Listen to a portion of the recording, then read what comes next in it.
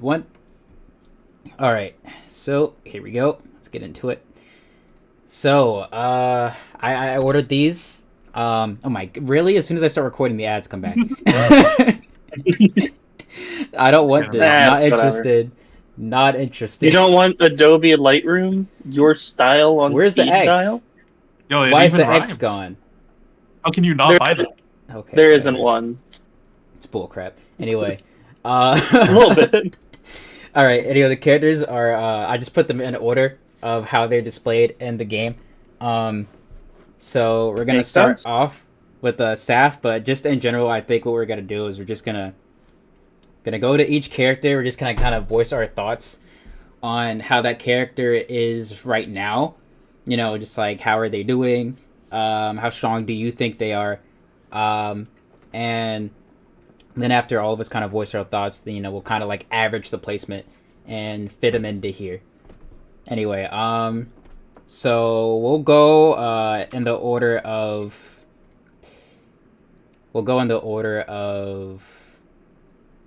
we'll do Mickle, then me, and then Varia. How's that? Cool. Okay. Works for me.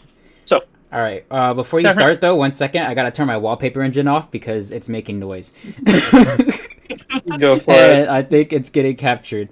So 1 second, let me mute my desktop audio so I don't get copyright striked.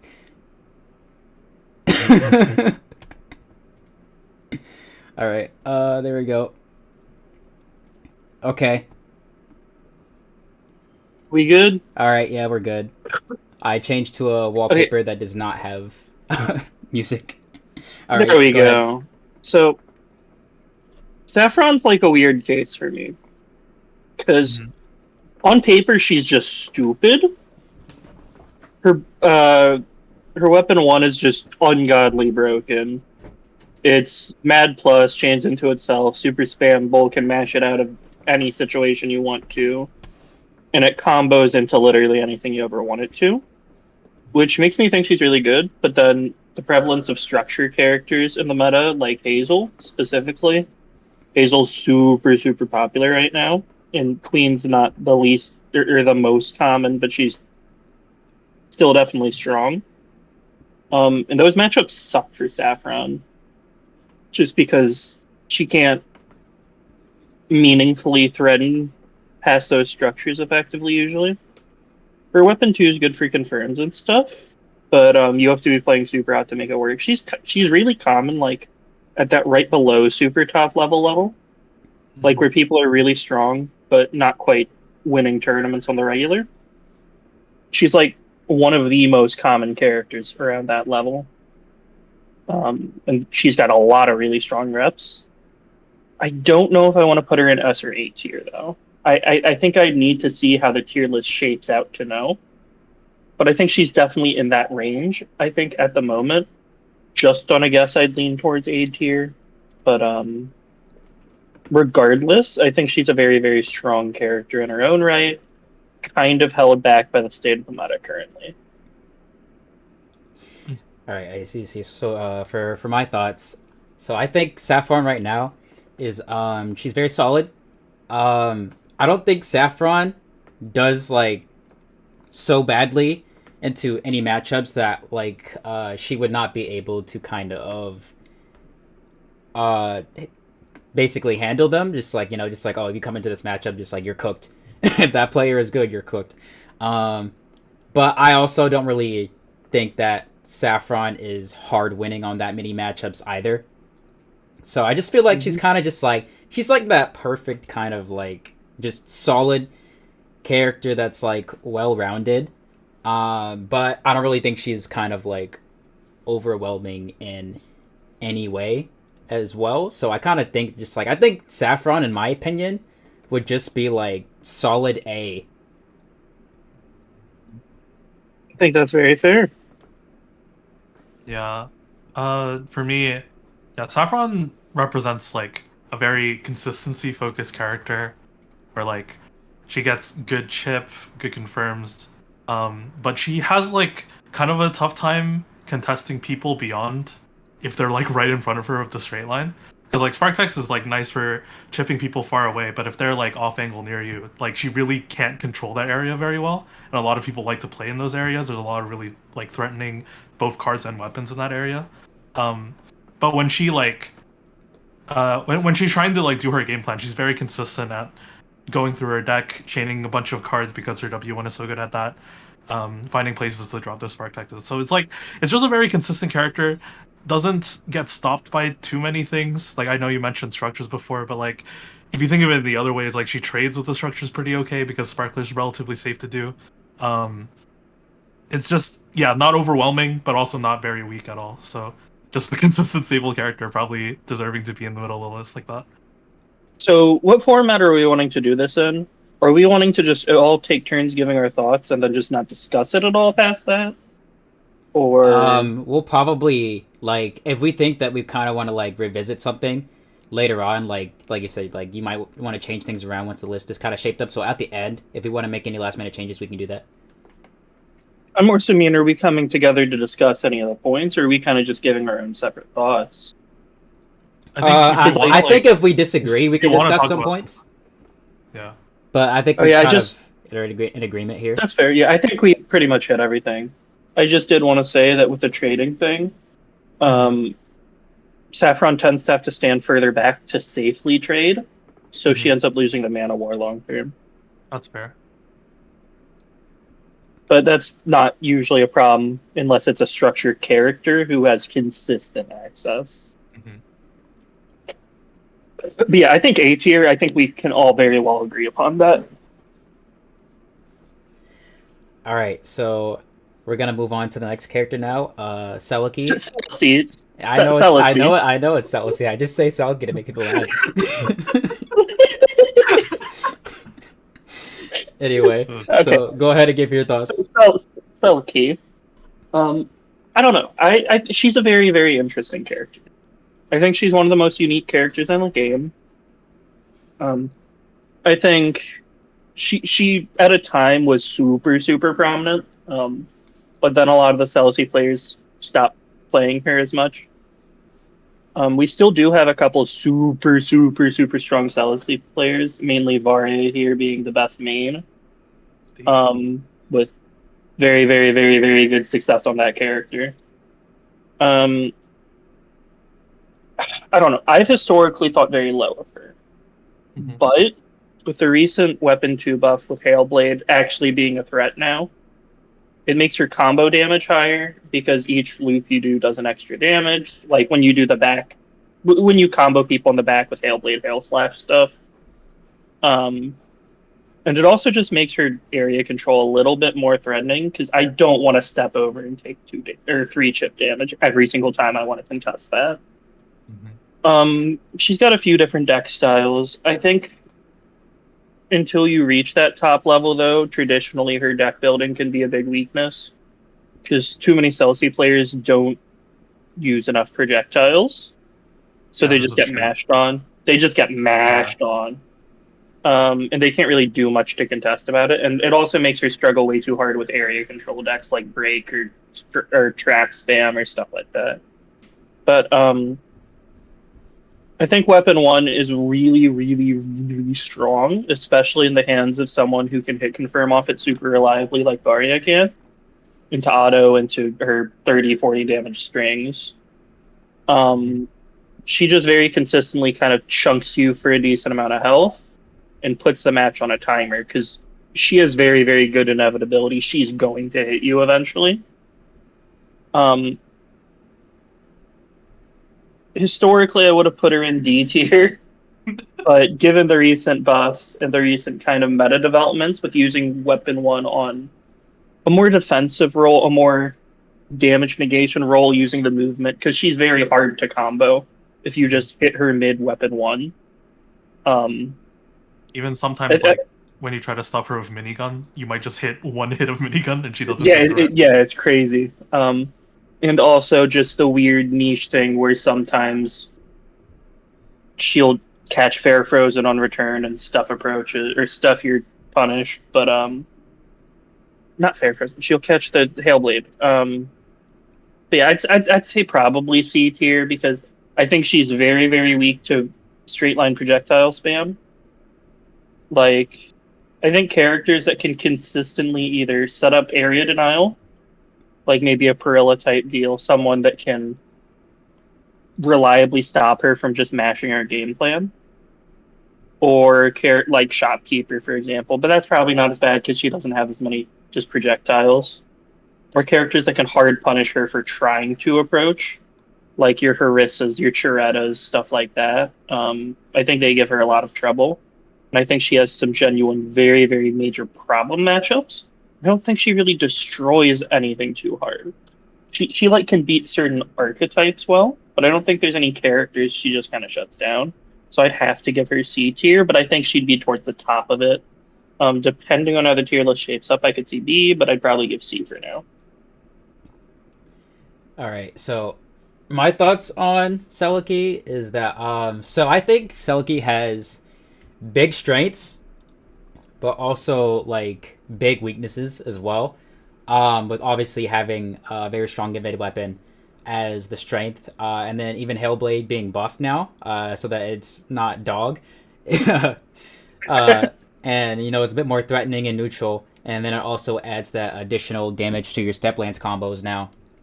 I feel like Selkie is in a better spot than before, just due to the fact that she's hitting harder, which makes the risky gameplay that she has to do a lot more worth it. Because just like the reality of playing this character is that her W1, just like you're gonna get counter hit, like a lot. Like yeah, I have to accept you are going to get counter hit a lot. So then when you have to play a character where you have to constantly get counter hit to try and make your game plan work, and then when you actually like execute that, you're not doing like even like a very good amount of damage. You know, that's just it's just like you're getting like high risk for like mid reward, but now it feels like she's high risk, high reward. Whereas before, it kind of felt like she was just like high risk, and then the reward is just okay. So I think she's better now. I don't think she's C anymore. I honestly would put I'd put her in B. I think the biggest issue with Selkie right now is that she still has some matchups where it's just like you run into this character in bracket and you're just gonna die. You're gonna have an absolutely miserable time fighting sub characters in bracket. Just like she has some absolutely miserable matchups. To the point where just like you're gonna need to be like completely like just on top of your game. And you're gonna have to help your opponents probably not like playing the best they possibly could, because it's like some of her matchups are just so bad to the point where it's like I think it actually affects the character's viability. If you ever do happen to go into a larger event. I'm definitely curious to Varia's thoughts on those bad matchups, and what they might be, and if they're as bad as we think. But I would say Shredda is definitely one of them. I think that matchup's garbage. As a Shredda main. If you want to know specifically the Shredda one, I don't think it's too bad. It's a lot of dodge on return RPS though, which is really annoying. That my offense like I have to take the RPS like every time if I whiff. Yeah, that's my thing. I would say that I think characters that are better defensively against Celsi, like where the character can play the defense for you. So I'm thinking like Reva and Dreadworm. I think those are actually more annoying for me to deal with. Because like with the chi, right? It's like, well, I better find my hits better. I better because it's just like a very volatile matchup. Like I either kill you or you kill me in a quick amount of time. So it's not like good, but it's not the worst. I think the Dread one that I played today actually, that one was pretty bad because it felt really hard to go in when I wanted to. That's fair. Whereas the Chi one, it's like I can still go in when I want to. It's just when I whiff, it gets really dicey for me. Yeah, I think that's my personal issue with it. It's so volatile, but it's a lot more volatile on the Celsius part, and the like effort differential is so high that it becomes a genuine tournament consistency issue. I do agree that I think like to pilot Celsi against really good players, it's like a lot of effort on the Celsius part to like make their offense shape up in a way that it's mitigating the risk as much as you can and making sure you get those rewards when you actually do manage to get in. But I don't think it's like too hard. Like I definitely would not put her in C tier for my bias. Fair.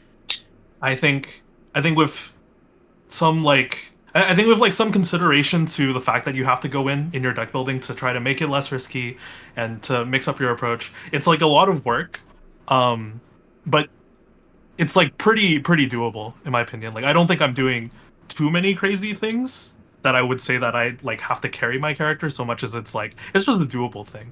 And then obviously the strengths do show up. Like you guys are mentioning the damage. That's one of the big things that I wanted to talk about. Is that I think Celsi has very consistent to strong payoffs that a lot of characters don't get. Specifically because like Very fair. crossfire, melee, and also just constant access to Hailblade. I would say that like specifically like in shield breaks, I feel like if you get shield broken in the back row against It Celsi, like sucks. she's the strongest. She does like the most consistent high damage shield breaks because you just get one free Hailblade loop and then you just do your normal melee combo.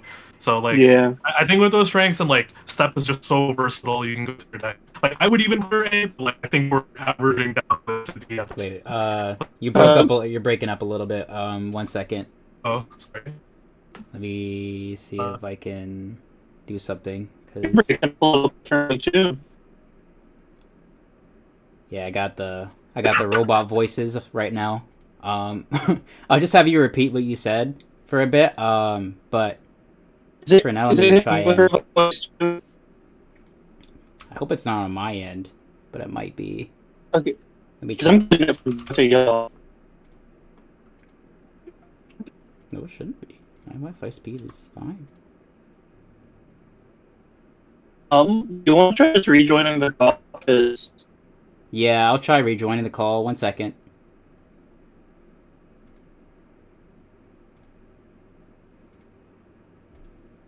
you sound fine now to me. Okay, Alright, yeah, sick. that is much Yep, better. it's no. Okay, Very so cool that Discord moment, I guess. that must have been We a love Discord thing. Discord. So what part did I get cut off by the robot? robot. I'm trying to remember what you were saying. I think you were saying you don't think you're doing anything too crazy with her I that don't would think I'm make her doing... like unrealistic. Yeah. Like I think like she does have weaknesses, but like you can shore them up in a reasonable amount to like get results done. Like I don't think I'm carrying the character that much to be able to put her that low.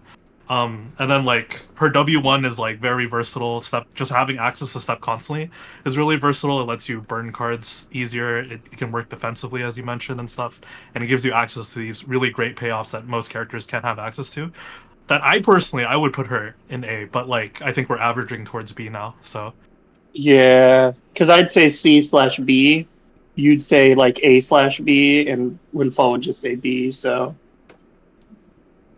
I All think right. B makes the most sense. So Yeah, I think she's in a better spot than she used to be for sure. all right. So we'll put our girl in B for now. And then we're gonna move on to Hazel. Oh boy, oh boy. What a character is Hazel. I think she is one of the most polarizing characters in the game, in that she just shuts down certain things, just by the nature of having constant access to structure spam, as many as she wants, whenever she wants, no matter what happens. And the fact that she can turn them into guns is no fun. Um, but when I really think about it, against the really strong characters, it doesn't matter that much. Like any character that's gonna be S or higher, she's not going to just shut down those structures. So it's like, how bad of a deal is it really? I think she definitely just turbo stomps a lot of the worst characters, even some of the A tiers and down. But I don't know if I can put her in S, just because like, yes, she hits really hard. With wrench decks. But I think wrench decks have a sucky neutral generally, and polished enough play against them tends to shut them down well. I think that general, just more fundamental decks work best on her. Just more poke heavy, more traditional. I think Dragon showed good success. Fun guy, Coco, all of them. She's definitely very, very prominent at the highest levels of play, and I can't deny that. But I think a lot of it comes more from ease of use and consistency rather than peaks and strengths. Because you don't see her winning a ton of stuff necessarily, um, rather than you see her just placing well consistently, but she doesn't feel like she peaks out as high as a character I'd want to put in S plus or S tier. Um, I definitely think her control is really good. I think her damage is really good. I think her defense is good in most decks. Like if you struggle with structures, you're gonna struggle to deal with her. But if you don't struggle with structures, like what is she gonna do to you? Like if you're running break or something against her, okay, she has zero tools to fight that. She can't just throw projectile out to stuff you. She can't move in to get past it. She just doesn't have the tools to deal with that kind of thing, and that applies to a good few archetypes. So I think she's very strong. I think she's very overrated in this current meta. I think a lot of people would call her S tier, S plus, but I don't think I'd personally have her there, especially when she does have some rough matchups of her own. Like Charetta stomps her, Queen stomps her, stuff like that. Yeah. All right. So, for my opinion, I think Hazel is definitely quite strong right now. I've kind of seen both ends of the Hazel matchup spectrum because I play Dreadvibe, who gets absolutely freaking crapped on by this character, Yeah. and I play Yeah. Queen. I also play Queen, who then craps on this character. Um, so I have seen both ends of the spectrum when it comes to Hazel matchups. But overall, I think that Hazel definitely is very strong right now. I think that Hazel probably would be either to the top of A or would probably just be like just bottom of S, in my opinion. She Hazel has variants that do like stupid damage. You ever been hit by Coca before? It's like you hit by Coca, he like it's just like getting hit by a truck, and it sounds like it too. So it looks and sounds like you're getting hit by a truck. You get hit with Coca with frost stacks up and just shake his hand. GG's, GG's. So I hate Ice Beam so much. yeah, so but then the character also has more defensive decks like the Warp Rays, Varia, what we see Dragon play, where they kind of take more advantage of the defensive strengths of this character, in which I think that Hazel is incredibly strong defensively, just due to the fact that being able to place multiple structures shuts a lot of stuff down in this game. So overall, like her deck matchup spread is very good because of the consistent structure and even the fact that she could just place multiple of them. And That's fair. And then even just her structure overall is like she probably has the strongest structure. Like turrets are stupid.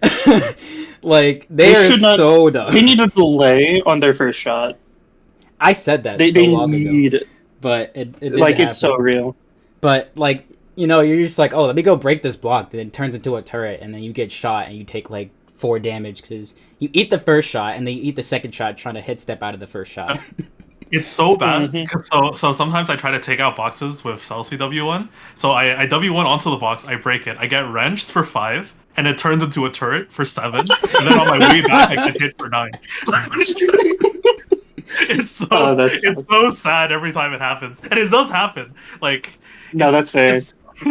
It's just super funny. Like I don't think it's like so awful that I want it removed, but like it's just so funny that I could take 9 for 1 damage or for one mana effectively. No, that's very fair. So also, yeah. I just want to clarify before we move on. I am also fine with bottom of S, top of A. Mm-hmm. But yeah, she's just that girl with the reg. So all right, Varia, what are your thoughts? Yeah, I think you guys hit about just about everything. Like I feel like she's around that level of power. She has definitely if your deck struggles with structures, Hazel's like the most annoying I think to deal with, because the boxes don't go away without you doing something, and she can put up multiple of them. Having access to 5 damage wrench is just like nice in a lot of scenarios. Like when you're 13 HP, step auto wrench or whatever is pretty nice to have. It's also just like a quick melee option for like contesting invade attempts. Mm-hmm. It's just overall just like a really solid kit. Does a lot of things for you. Um, yeah, it gives you a lot of tools to face a lot of different matchups really easily, and consistently. So I'd say like the general level of power you guys have been saying sounds about right. I do want to say one thing I find very, very stupid about Wrench.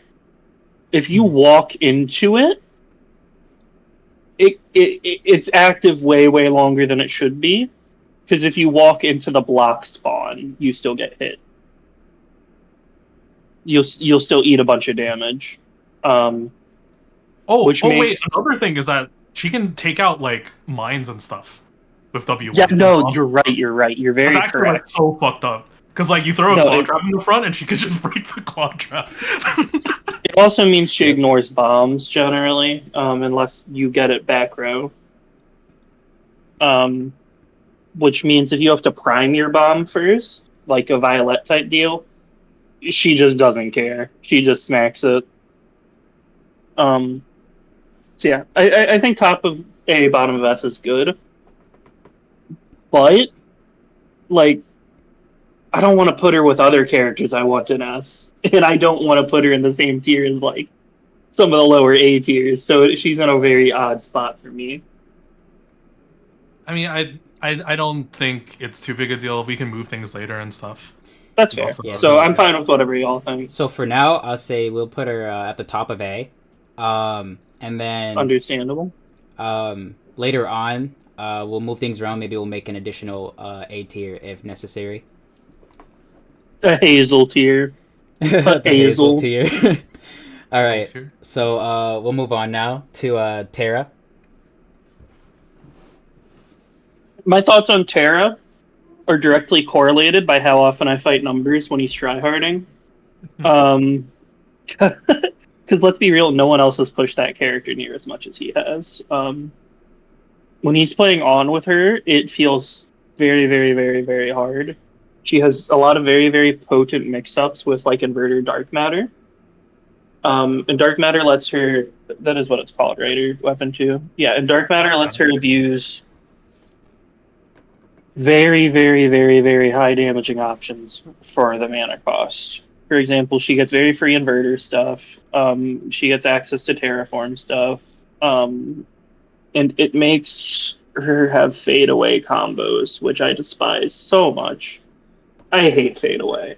But you can't really shield her stuff because she fadeaways you and then pops it. You can't really hide from it because she just inverted dark matters and pulls you from anywhere on the screen.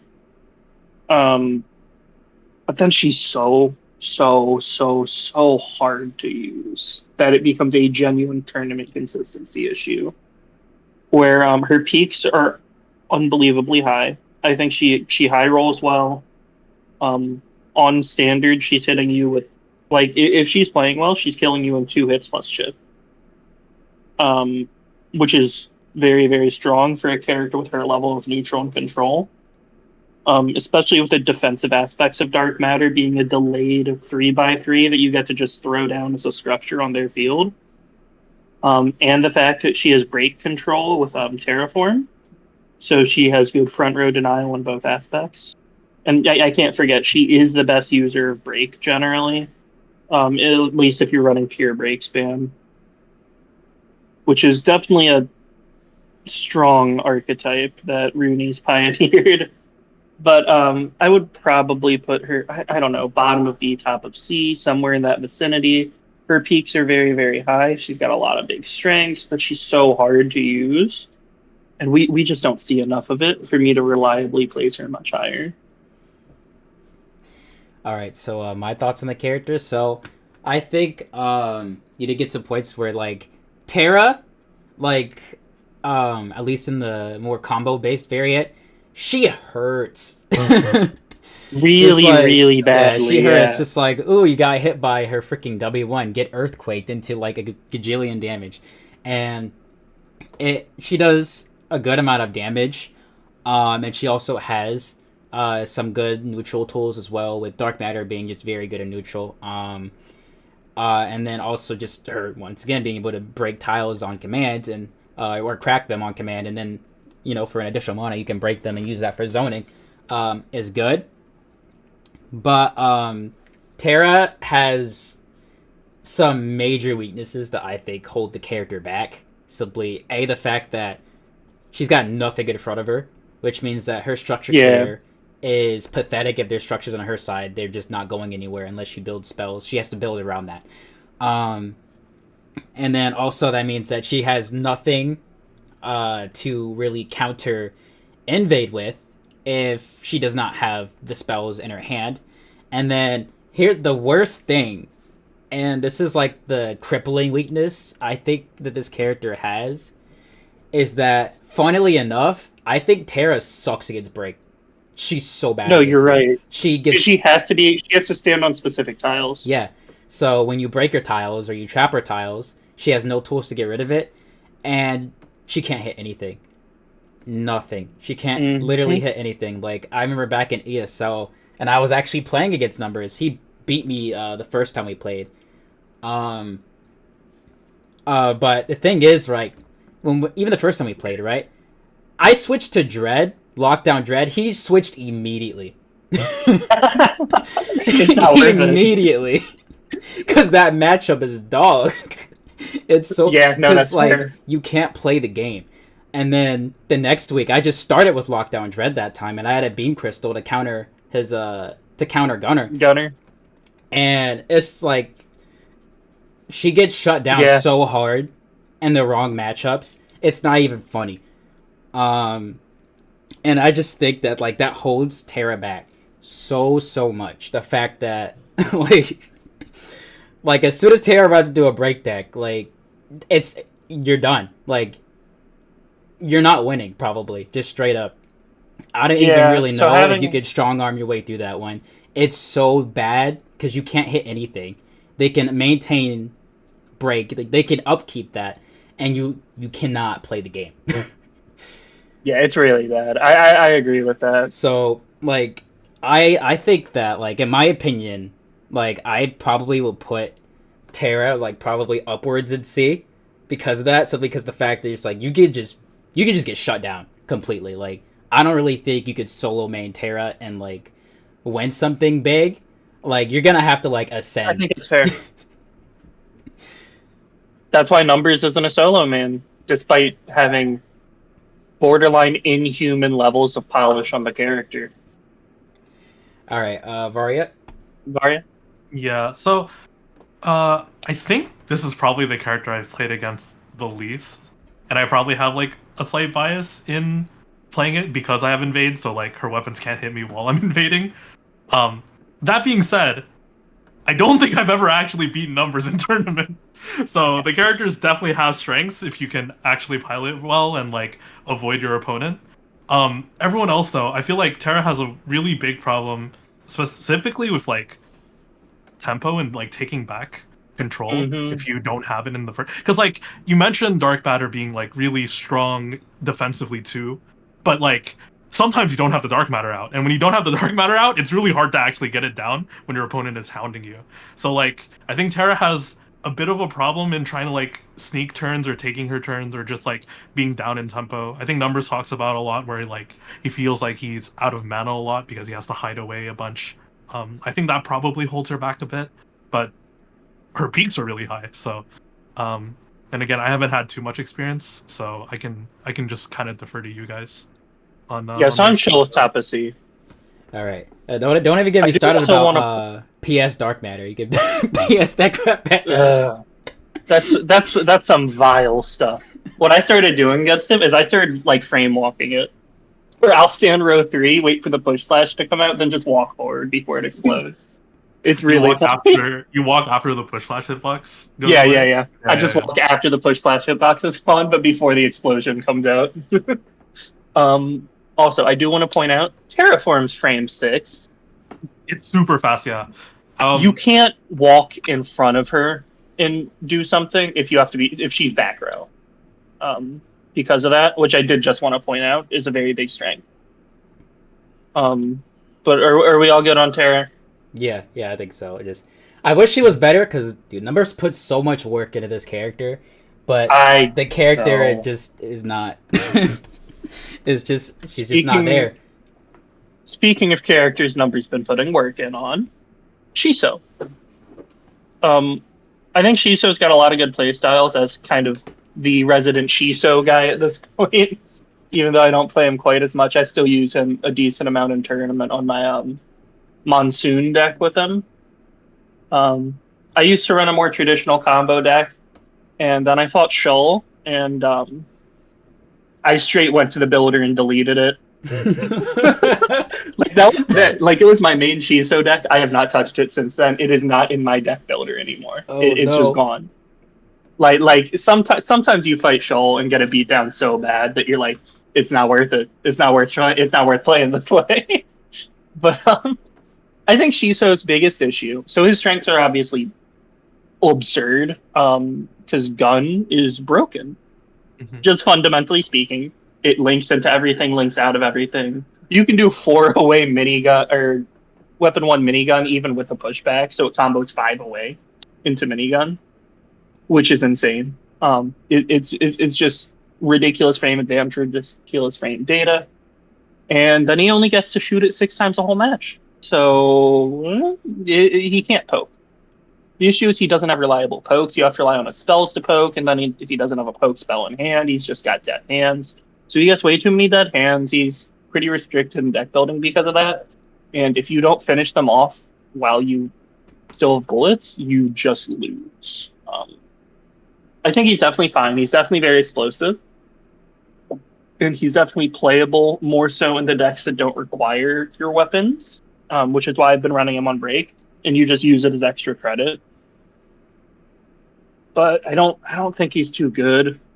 I think he's probably the worst character in the game against structures. Because of that kind of thing, he's got to get way up on them to do anything about him. Because he has to use weapon 2, which is fine, but he can't for the life of him afford to use weapon 1 for that. I know Dragon thinks relatively highly of him, or at least thinks he's toxic, which I don't fully disagree with. But I haven't seen him enter enough tournaments with him to know for sure. I know Numbers plays a pretty effective Shiso. He plays Flame High Roll Shiso because you can do weapon 1 Ember, weapon 1. You can do Ember, Step Blaze, Salamander stuff. So he high rolls for like 60, but the issue is finding it. So I don't know. I think the character's got sauce. He's got sauce, but it's like a very limited supply of sauce. Like it's really strong tasting sauce, but it comes in a really small package. They give you the little tiny one, and they charge you 50 cents for an extra pack. But yeah, I'd say he's probably B tier ish. I don't know if I'd put him above or below Celicy. I don't really care. I think Shisto's just in a very unhealthy spot right now, where he's just not. He's not allowed to play his game generally. All right. So yeah, I'd put him solidly B tier. All right. So for my thoughts on the character, so my thoughts on him, just like I actually played him for a little bit, like towards the start of the second season, and I will say, this man has no neutral, neutral. My no neutral king. It is like it is.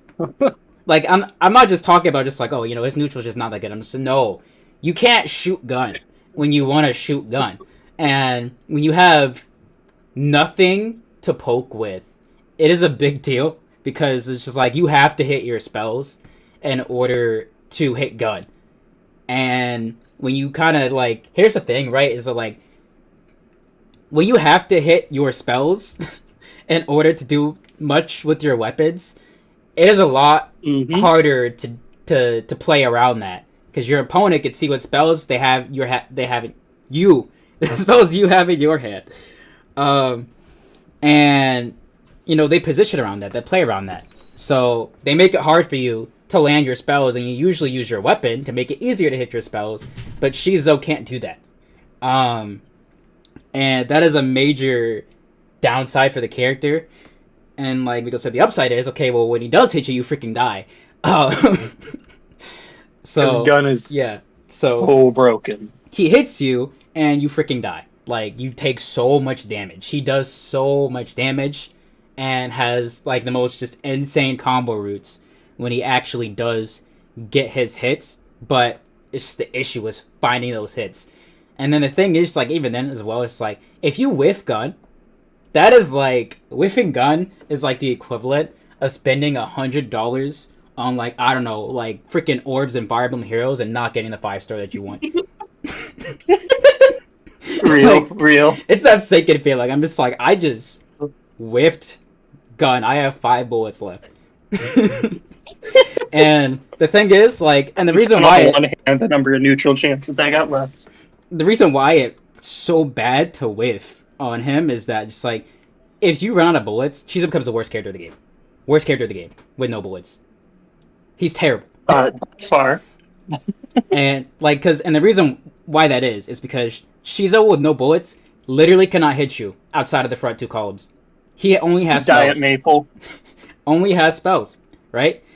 So and it when he's trying to play around his gun, right? A combo around his gun, you know, a lot of the times, you know, his spells aren't gonna be the best at just kind of like playing the game for him, playing neutral for him.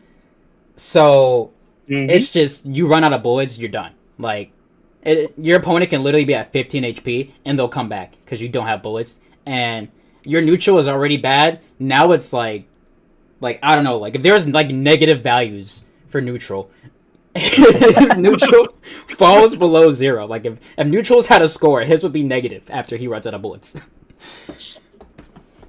All right, and I do want to just point out real quick. Yeah. What's up? Sorry. Oh yeah, I said I want to point out real quick before we get to Varia. One of the main reasons his neutral gets so bad is because you can't run just neutral decks. You have to run combo decks with him because of how limited uses of his weapons he gets. Because if you run a neutral deck, you're not killing them before you run out of bullets.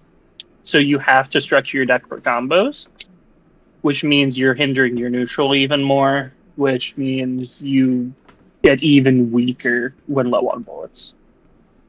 So yeah, Varia? Yeah. One quick thing. I didn't say what placement my placement was. I'm sorry. Right. I also put Shizo in B.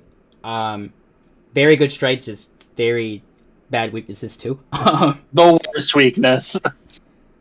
But I think that they're good enough to be a B. All right, go Varia. Yeah, I think Shiso's lack of weapon in neutral is like obviously the big talk for this character. It's interesting that there's like 2 types of deck styles that are going on with Shiso, where you just like one you try to shore up that weakness with having spells that'll help you threaten things, and then you make use of bullet to like have decent DPS while having these neutral spells, or you say fuck it, it's like I will hit them, I will simply hit them and hit them for 60. But in both cases, I feel like the trade-off isn't really worth it. Yeah. Turns out constant access to a good weapon is really, really good.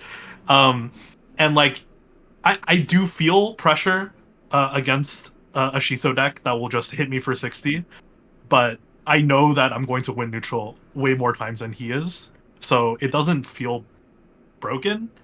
And at this point, I think it's not even like that good. So yeah, probably B tier sounds about right too. Because like with proper piloting, gun is definitely a broken weapon. You just have to live with this trade-off, and if you want to have that kind of high roll in your life, then I guess you play Shiso and you can make it work. But I don't think it's worth it. So we're all chill with B. Yeah. Yeah, I think we're chill with B. All right. I just looked forward on the tier list maker, and there's a point where we hit one character, and it's just broken, all back to back, and that's gonna be fun. Anyways, Violet. Oh boy. So as the most experienced Violet player, and someone who's talked it over a lot with the second most experienced Violet player in Shuix, this character is garbage. Like easy bottom of C type garbage. Maybe not the worst, probably the worst character right now. Her strengths are she has 40 damage combos if you get bomb up. That's about it. Her weaknesses is she doesn't have off angle and she dies to traps and break and straight line spam and has some of the worst matchups in the game. Um, she's very restricted in deck building just by nature of how she's able to combo and confirm off her weapons. But you also have to accommodate for so many things when building for this character, and you have to put in so much effort that's just not worth it. I give me back barricade, give me back 10 damage whirl, and I'll go back to her. But as of now, she takes so much effort, so much work you have to put in for so little payoff. That you're better off just running other characters. She's just generally outclassed in so many ways. Has so many just losing bad matchups. Has too many things she struggles with not really many notable strengths. Her strengths are when she's going, she can get damage, but it's not even like you just play Chiretta, play Harissa if you want damage. Bottom of C. All right. So my thoughts. I don't think she's that bad. Like I don't think she's terrible. But I definitely do think that she is outclassed. To the point, like the thing with Violette is that she has fairly limited range to work with because her W1 obviously cannot reach the back, and then if you ever want to reach back there, you got to use W2, and that may or may not work, and you're gonna have to like mash that crap a lot of times to really get much off of it. So you're kind of taking a shot in the dark there, but she does have consistent damage. It's just that other characters also have consistent damage with significantly better neutral than she does, And which is what I mean. Better damage. Yeah, and then some characters have just both better neutral and better damage, which is why I'm just like she kind of just gets outclassed, and I think that's kind of the biggest issue with Violette is that like before, like her kind of like doing like nutty damage was a thing that a bunch of other characters couldn't also do. But now that's not the case anymore. Is we have plenty of other characters that can hit you one time and then hit you into 30, 40 damage. And Violette isn't even high rolling you for 40 damage anymore, really. Yeah, she needs bomb like, down. She would need a double bomb explosion to really be hitting you that hard. Whereas we have characters that don't play bomb that will hit you that hard.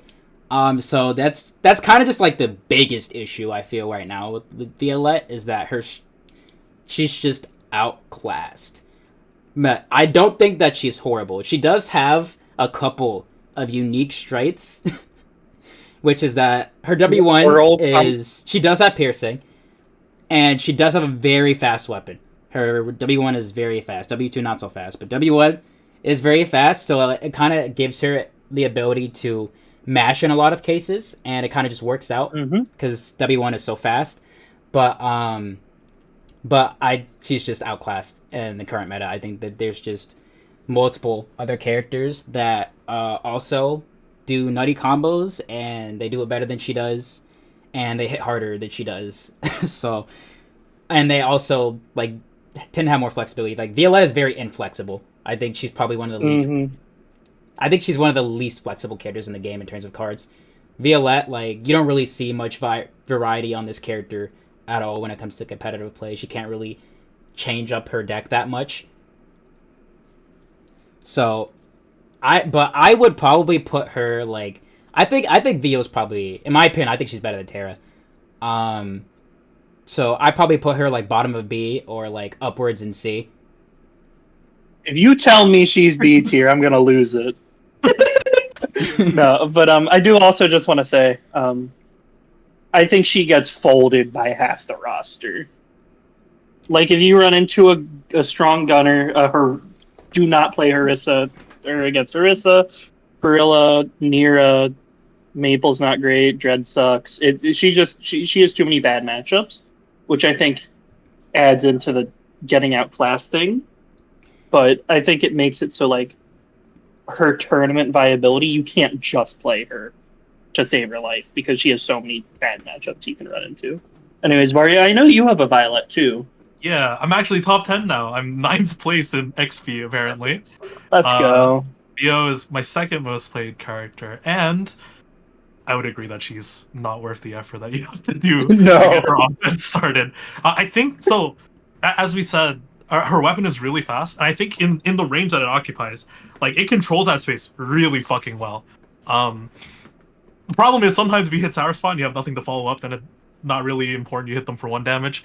But the other thing is just that for her game plan to work, she kind of wants to walk forward and get to the front Mm-hmm. row to get her W1s going and stuff. But everything that's threatening in the front row is offing. Like Uh-huh. it's really fucked up that like her preferred place to get her offense started is also where she's most vulnerable. And like you whiff a W1, you get Harissa W1, then you take a K wave or something. It's like it's really sad. And the damage you get, it's like it's good. I was doing consistent good DPS, but it's like it's definitely not worth it. Um, No, to no. have such a linear game plan, to have such like um what's it? It's have such like obvious locations where you want to be when you play this character. Because like yeah, it's Via. When she has the card, she's gonna run up because she wants to get her damage going. She's trying to hit. She has auto roll in hand. Like yeah, she's trying to hit Sour W1 or something, or a W2, which is really slow. So it's like yeah, I don't think she's worth it. I would put her in C tier. Um, it's not that she can't do things. It's just like it's not worth the effort. I think. Okay, Yes, correct. so do we think she's worse than or above Terra? I think she's worse. Let's go. Let's All right, we got two people. go. All right, we'll put her below. Majority wins. Majority wins. No, I do want to say there was one other thing I was going to say about her. I'm trying to remember it though.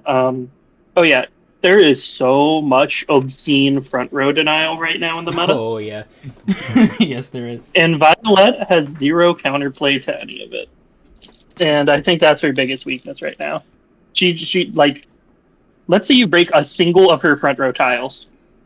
Yeah, a What lot is of her she doing combos while are that's stupid. broken? Yeah. She waits. Now, let's say you're fighting a Perilla or Shopkeeper who permanently removes that front row tile.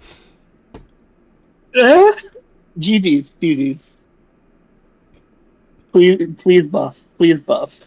Anyways, Riva. Riva, I don't know, Riva. I don't know. I have very, very mixed opinions on her. So I think her neutral god tier, but then she doesn't get anything off it most of the time. Her damage output's very mid. You kind of have to just rely on your deck for that, but you can afford to do that because her weapons are so good in neutral. Her defense is amongst the best. Weapon 2 is obscene. Do not trust a word anyone says who says just whip punish it, because you can't, as most characters in most situations. Because you like if you're front row next to it, you can't just walk in front and whip punish it because it doesn't have any lag. You basically have to have a tool that can either off angle it or that you can use to reaction move into place and it's fast enough somehow, which is very rare. You usually aren't going to be able to whip punish it. But her weapon 1 regenerating shield's really good. The boomerang effect's really good. She does struggle with structures just by the nature of she either has to commit to shield bash to get it or just throw out weapon 1 and then it doesn't pierce anymore. So it's like whatever. And she has a lot of variety she can run. I've used her a decent amount, but I don't know. She just doesn't feel worth it because she's not doing enough with her kit. It's more just waiting and stalling for time and pushing things back rather than actually being proactive or anything. So I'd probably put her top of B, bottom of A, because I think she's very, very, very good at that. But I don't know if it's worth doing. Windfall. All right, so my thoughts. So I just think Reva is just not really doing too much of anything major currently. Like, Mm-hmm. so here's the thing with this character, right? W2, if you have to box Reva, like you're a character that kind of like needs to be up front to get their stuff, right? W2 is really Oh, annoying. Violet. But if you're a character that does not have to box Reva, Reva literally has one weapon. Pretty much. She has one weapon. Because W2 is not doing anything. If you're not a character that cares about boxing her, and since that weapon only touches the front column, right? Then it's just like, okay, you know, I'm just gonna flat out ignore this. Like when I play Dread, I don't even think about W2. Like I just ignore that crap because like they W2 my like what are they gonna do? Hit me? I'm not standing up front. Like they're never gonna hit me with that crap. Even when I play Queen, it's just like it's slightly more annoying. Than it normally would be. But it's like even then, I have a piece in front of me. They can't they can't W2 me through the piece, right? And they can't they lost their piercing, so they can't W1 me through the piece either. So I just think that like I don't really think her matchup spread is that good. She definitely has some tech she can abuse with W2. Just like it does have invulnerability, you can use that to dodge some spells, and things like that. But you know, honestly, like you're probably not going to be hitting a lot of characters with W2. Anyway, it's just, and that's kind of like W2 is a bit better of a combo tool, I believe, than W1 is. There's not really that much that you can go into off of W1. At least without like you freaking knowing for sure that it's going to hit. Even Stinger, I think that like literally you W1, like I think they just throw Stinger out. Like I don't even think that they think it's gonna hit. No, they do. They just throw it out. They don't even know. You know, no Riva players are hit confirming. So it's just like this character does not really have that many options for good amounts of damage off of her weapons. I mean, unless you consider freaking that crap that Sans ran as an option, but I don't really think that. I don't really count that. No, that's fake. It's fake. No, that's fake. I beat it with my half screen Terra one time. So it's just I don't really think that this character is good, like at all, really. Like I think she's kind of bad. I honestly put Raven in C. Oh, okay. All right, Varia, that's our first differing opinion. Right. So the thing about Reva, so like she has one good thing, and this is the bias experience again. It's if she's shuffling and I'm playing Celestia, she can just W2 on reaction and I cannot hit her. But in terms of Reva's offensive presence, it feels like non-existent, just about. I feel like it's really hard for the Reva player to like exert a game plan on the other person. That's like it. I don't think she has anything that like really forces any inevitability on you. It doesn't really feel any pressure. Like Rico Shield hits a lot of things, or like hits a lot of tiles, but it's still relatively slow. And like worst case, you put a structure in front of it, it also doesn't do anything. It's like so it can get even worse depending on the matchup. And I think while she's really annoying defensively, and if a defensive player just focuses on that and like stalls out the game, it's probably like hard to beat. I think playing defense for so long in this game is a lot harder than having an offensive game plan that lets you consistently find hits and end the game on your own terms. Reva really feels like she can't do that, where it's just like I'm going to survive until you make enough mistakes to lose, and I don't really think that's like a good game plan to go into matches with, in my opinion. That's very fair. I also think she's C. Oh wow. Okay, C it is. All right, so do you want to put her above or below VO? She is not what do. I swear. I swear. Above. Above. All right. I swear I'm leaving this Discord call. All right. So we'll put her above VO, and then we'll move on to. No. I do want one last thought on Reaver real quick. I do agree she doesn't have the ability to take initiative effectively, but I think she can remove your ability to do so just as effectively because of how good her defensive tools are, which kind of offsets that. But yeah, that's why I think she's a little bit better to see. But yeah, Chiretta. In my opinion, I just think it's harder to keep that up over the course of a match. I fully agree. Which is why I don't have her higher. Chiretta. Chiretta hits like a truck. I think basically if you're not running Chiretta with with at least 50 damage on a combo somewhere, you're probably playing the character wrong. Because Weapon 2 is so fast and so powerful boxing and leads into imagination. And Weapon 1 does the same, but it's a poke. She's crazy. She's really strong. I think she does struggle versus characters that can occupy two in front of her effectively, or just have very strong shields. Characters that can just kind of smack her for trying to get her stuff going. Notably, I think Dreadworm's very good against her. I think Harissa just is not worth playing, which is something I've said about a few characters now. But I don't think it's worth playing her into Harissa just because you get smacked over and over again. It's like, what are you going to do about it? You can't get your stuff going. You can't get your game plan going. But I think her damage output's really high. Her combo routes are crazy, and she has access to a ton of very, very Shredda exclusive stuff because of it. Like she's got lasso loop. She's the best blink user. She has pull stuff on reaction. And she definitely has. She's like probably going through. Other than Hazel, she's the first character we've gotten to that just stomps a bunch of characters. Like you can't play certain characters like Maple specifically. You can't play Maple into Shredda. You can't play Hazel into Shredda either. I think she's going to be my first S tier pick because she's just so well rounded.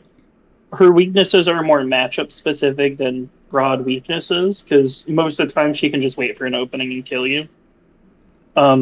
Especially with Blink because she's so good at using it. So I think I'd put her S. Probably bottom of S, but I definitely put her in that range, bottom of S, maybe top of A if that's what we settle on. Windfall? All right. So for my thoughts, so for me, I think that Coretta probably, I think that a lot of people have a misunderstanding with the weakness that this character has. A lot of people are just like, oh, Coretta is not like very, super duper strong because, oh, you just go sit in the back column and she can't hit you. That's not how it works. Every single Coretta deck on the planet is building spells that are going to hit you in the back. Every single one. And they're incentivized to do that because W2 pushes you to the back. So they want to build spells that are going to be able to combo out of that, which are spells that hit the back. Where Coretta, her actual weakness is that if she has to fight a character that she can't box, that crap sucks. Yeah, that it's crap really, sucks. really bad. Because she can't hit any of her crap. Like, she doesn't get any W2 combos because she's just gonna get snuffed out of it, right? Like, she can't hit W2. Like, you're fighting Hari, have fun boxing Hari. It's not happening. You want to hit W2 against Hari? Have fun with that. You're gonna need a hard read, and then even if you get the hard read, it's just So I think that any characters that kind of just completely shut down Coretta in the front, those are like her really bad matchups, and I honestly think she has a few of those, right? And we just got like two more. Perry, you're right. Perry and Terrible feel very bad for Chi because both of them just have weapons that make it very difficult for you to stay in the front and fish for W2. But then, in matchups where this character is able to box you and really shut down that front and get that W2 off, she's pretty hard to fight because she does so much damage. She does so much damage. She could just kill you in 2 hits. Yeah. This is a 2-3 touch character. So she does a crap ton of damage. She does tend to struggle in neutral against characters that are outboxing her. But against characters that are not outboxing her, her neutral is actually quite strong. So I think that probably I'd probably say S or like top of A. Like if there was an A+ tier, she'd either be in there or she'd be like probably lower end of S. I do want to say real quick, depending on how things go, we might need to put an A+ tier for Hazel Shredda. Just to put that in mind, given where we've been putting these characters. All right. But yeah. Varia? Right. So, yeah, I think another thing about the Shredda back row weakness thing is that in addition to her having spells that hit the back row, like I would say like 75 to even higher than that, like 75% of decks or more they're gonna walk up. They want to walk up. Like they're not gonna hide in the back row the entire game. And once you start trying to approach Shredda, she has like so many danger tiles, and you know that if you get hit on like Tipper Sweet Spot or the W2, it's like it's over for you. Like you've You're just taken dying. 40 damage. It's You're like it's dying. so sad. Like and then as Mickle just said, like she also has tools like bomb, Wrecking ball. only wrecking ball and ember, which just makes the back row just more annoying places to be. um it's definitely just how well can you like stop her from just having all the fun that she wants to have in the front. And she's still really good if you decide to commit to reads. Like if you do, because W2 is really fast. If you like dodge into a hitbox, you can get like a really big punish. But that's like really demanding of the player. I'm not gonna say it's like Toretta favorite at all. It's definitely not. But like she can still do things even if you're trying to box her. That is definitely still her biggest weakness. But like I think she's still so effective regardless. I would probably put her ass. Cool. I'm glad that's the general consensus because I All saw right. I don't remember who it was. I saw someone in the main Discord say she's probably they listed like 3 or 4 characters that are inherently low tier, and Toretto was one of them. Bro, what? And I was like, I don't see it. I do want to add one other thing about Toretto that makes her really strong is everything she has is very, very easy to react to on hit confirms. The Because one thing. Oh, sorry. Q hits twice, so you get the hit stop, or so you get a bunch of time.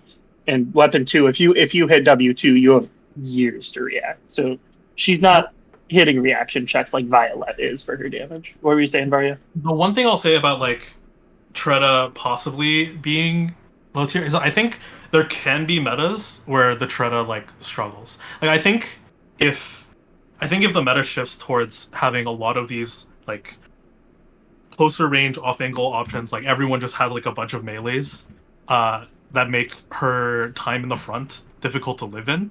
I think then Tretta could like not be worth playing, where you would prefer to play a different character for damage. I think right now that's not too much the case yet, which is why I want to put her high. But I can That's fair. see conditions that would, because like Tretta's like kit is like kind of set in how she wants to play. I think. I So agree. if the meta shifts, then I can see her like instantly dropping. If the meta shifts in that way. I do want to also say, I think no matter what the meta is, as long as Shredda can reasonably get a hit, I think she's going to be fine. Because she hits like a truck when she does, and she has the tools to just wait and poke and stall. So even if it is a meta where characters are outboxing her, as long as they're not also just shutting down her other options, reasonably she can try to poke and get something going. Unless it's a character that's just outdoing her in that regard too, like maybe Harissa. It's usually fine. But yeah, I'm glad we're all in agreement. She's S tier, our first S tier pick, very strong character. So Gunner. Gunner is a character that's definitely gone that had such a variety in opinions throughout this game's lifespan. Had a lot of different iterations of the character, had a lot of different stuff. If this was around the time of Exodus, I'd tell you he's top 3 because he was the best sacrificer abuser, and that move was something. But at this point, I don't know. I could see him being still really, really, really broken because his laser's just stupid. It's a relatively fast laser. Combos into some good stuff. His damage output is obscene, especially on like root variants of his deck. Like again, the one I took to Exodus with him. So he's got the high roll, he's got the neutral, he's got the damage, he's got the off angles with Cherry Bomb, but they're very, very hard to deal with. Like, if have either of you two played Numbers Gunner with his Cherry Bomb stuff? Yep, in ESL. Yeah, I'm not sure if I have actually. so he'll hit Cherry Bomb Walk Thunder, he'll hit Cherry Bomb Paragon, and just combo off it, which is, I don't know if that's just the numbers difference, or if that's something I should actually attribute to a strength of the character having. But yeah, it's just another thing to list. I think he's not as bad against structures as people say, because Cherry Bomb sets fire to the tile, so they can't just go place another one down. Um, so they have to place their structures in other spots, so they can't just shut down that one spot. Like, I know a lot of people say, okay, well, they'll just place it back after you break it. They can't do that against Gunner, which structures would normally be a weakness of his. I don't know. I think he's very strong and has the potential to be even stronger, but I don't see it happening right now in this meta. So it's like, it's weird. I think right now I'd put him A tier, but down the line, I would not be shocked to see him higher. All right, so Windfall? Yeah. for my thoughts, so I think that Gunner, in most cases, I think that he's got quite a strong neutral. The beam is very obnoxious to fight against and neutral because it's just like hit scan weapon that goes across the screen, just like beam beam beam, right? And then it also has quite a bit of combo potential as well, due to the fact that actually did they make the hit stun consistent? I forgot how on his different beams. Yeah. No, big beam is still less plus. Okay, yeah, okay. But he still has a lot of roots that he can get off of the beam that can hurt a lot. So I definitely think this character's got a good amount of damage, and then also the thing with it's harder to wall Gunner out because of Cherry Bomb being able to off angle remove structures, and then on top of that, not only can it off angle remove structures, it sets them on fire, which any structure that's up there is immediately gone, right? Regardless you of can pretty have much structure, and it's getting broken with 1 mana. Yeah. So his front structure clear is solid, very very good. So I think that that he's pretty good right now, but he does have one big weakness that I want to bring up. It is that counterdecking Gunner is very easy for how effective that it is.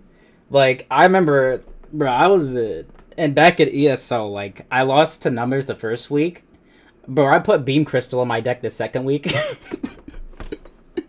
And, oh my goodness. But because the thing is, right, is that although Gunner can remove Beam Crystal with Cherry Bomb if I put it in the front 2 columns.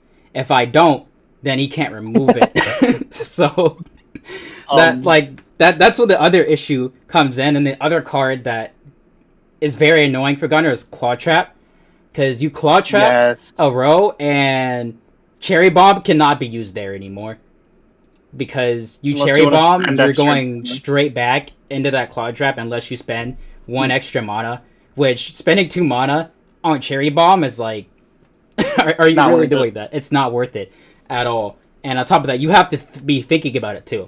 You have to be thinking, you have to just be in neutral, right? You're just gonna be like, oh, there's a Claw Trap behind me, I'm gonna Cherry Bomb here and then immediately click the dodge button. It's not realistic. I'll just straight up say that. It's not something that you are going to be doing a lot of the time. And it is definitely something that is annoying for this character, because Beam Crystal and Claw Trap are not hard to slot into a very large amount of strategies in the game right now. It is not hard to slot Beam Crystal or Claw Trap into there. And so the fact that he's kind of like easy to counter deck, and then the counter deck like is effective, is definitely a concern when playing the character. But if you don't get counter decked, I think he's very strong. And even if you do get counter decked, if you have the right card, if you have the right spells, and if you're playing good enough, I think you'll still be fine. So I think A is a good spot. I think that's right. I do want to interject real quick before we get to Varia. I also got counterdecked in ESL as Gunner by Beam Crystal versus Perp, and it was very suffocating to fight. It was very effective, and it shut me down very hard. Because I was beating her at first, and then she added Beam Crystal, and then I got her. Yeah. So yes, it is a real, very, very, very, very effective counter deck. So Varia. Yeah. So, I don't think I played against Numbers Gunner. But from my experience playing Gunner and playing against other people's Gunner, I feel like there's a there's a bit of lack of consistency in finding damage, I think. Like he can hit you with full screen beams, but it's kind of hard to guarantee that you get really big hits, I feel. There's not too many things that will link in and out of the beams. Um, and like otherwise like you're finding a lot of hits that are like hit steppable. So I think that's like a pretty bad thing for the character. I think he's like a bit laggy in how he moves and how he tries to play. I personally don't really think too highly of the character. And I would rather play other characters or like yeah, I would probably rather like play other game plans that can find damage more consistently. Um, I think in terms of his strengths, having access to a full screen beam all the time is pretty nice. And like trying to avoid that when you're really low is really annoying. It's just I really doubt the consistency of the character in my opinion, and I would put him B. All I right. think the So general consensus so far has been A, so probably bottom of A is a good spot. yeah, bottom of A Um, or top of B, but we'll put him. I think we'll put him bottom of A for now, I and then would later not on put we'll. him in the same tier as like Shiso Celicy. But yeah, that's fair. I do want to say, I think unless you fought like My Gunner or Numbers Gunner, you probably haven't seen everything the character, or haven't personally fought everything the character can do. I know you understand the game very well and have seen this kind of stuff, Yeah. but it's kind of hard to tell unless you fought the That's people why that are I did. actually doing it. Yeah, that's why I gave that disclaimer in the beginning. Yeah, But yeah, yeah. I just wanted to clarify. Okay, yeah, cool. All right, So we good on shopkeeper. Gunner? Shop. Yeah. Um. So shopkeeper sure is a character. Traps are stupid. Gravitas is stupid. Um. I have trouble ranking this character because I have a long, long, long, long history of hating her with a passion. Um. It's gotten to a point where some of the stuff I do versus her, I can't recommend to people. Like, I will walk through Gravitas. Like, if they do Gravitas Guillotine, I will walk in the center of it and then just walk out. yeah, Um, I do not do that. well, it's fun because Perp like is super smart and adapts. She started just raw ragging me for it. Like, I'll walk into the Gravitas tile and she'll just rag me and it's great. But I can't really tell because a lot of it's playing the player at this point, and Perp is the only super, super, super top level shopkeeper. And we've played since the October demo, so it's a lot of playing the player instead of the character. It's hard to really judge the character. But I want to say I think her strengths are absurd. Her damage output's absurd. She has really, really consistent access to off angles that are really strong. Tax return stupid for area denial, and she can really shut characters down with that. But then she has a few matchups that are just dog water. Just like why are you playing shopkeeper when you're fighting? I think Perilla and Hazel are both just atrocious for her. I've heard Queen's bad too, but I'm not experienced in it enough to tell you. Um, Hazel, I literally played Hazel in ESL and beat Perp. Just because Hazel just stomps her that bad. The character, not Perp. Perp's very good against Hazel. But I think Pearl also just gets to sit back and wait and then poke and confirm into imagination on Shopkeeper, and Shopkeeper can't do much about it. So I think Shopkeepers on paper got incredibly strong tool, but then practice has a couple really bad matchups that like are switch worthy that make me want to hold her back. So I think top of A, bottom of S. All right. So my thoughts on shopkeeper. So yeah, shopkeeper. I've had a long history of not liking her since We've before the talked game's about it release. much. It's like, oh my god, dude, fighting this character sometimes is so stressful because it's just like you you gotta just try and not get hit by Gravitas, which covers 4 tiles and a cross, and then ignores hit step Paragon. and ignores your freaking hit step. And if you get hit by it, well, your whatever hit you're eating next is gonna do a lot of damage. And if you get hit by the wrong thing by Shopkeeper, you're dying. You're dying. 60, just raw 66. Right? So there's a lot of stuff. Like, Shopkeeper is one of those matchups where it's just like, you have to be very careful about what you're getting hit by. And you just have to be very careful not to get hit by a lot of stuff she's throwing out. Which I think that for people that are kind of like, sort of like mid to like low high level, like, I think that's very difficult for people at that level to do. But once you get to top level, I think that that is something that we see happening a lot more, is people actually adjusting to Shopkeeper, and being able to evade her stuff. And I feel like once you get to that, she starts not being so bad to deal with. And then, like, once again, like, Shopkeeper, at least the perps deck, what she plays, she definitely has to be getting reads on you to land those hits. She needs to be getting those reads to land those hits. She needs to be able to land those hits, so there can't really be something in the way.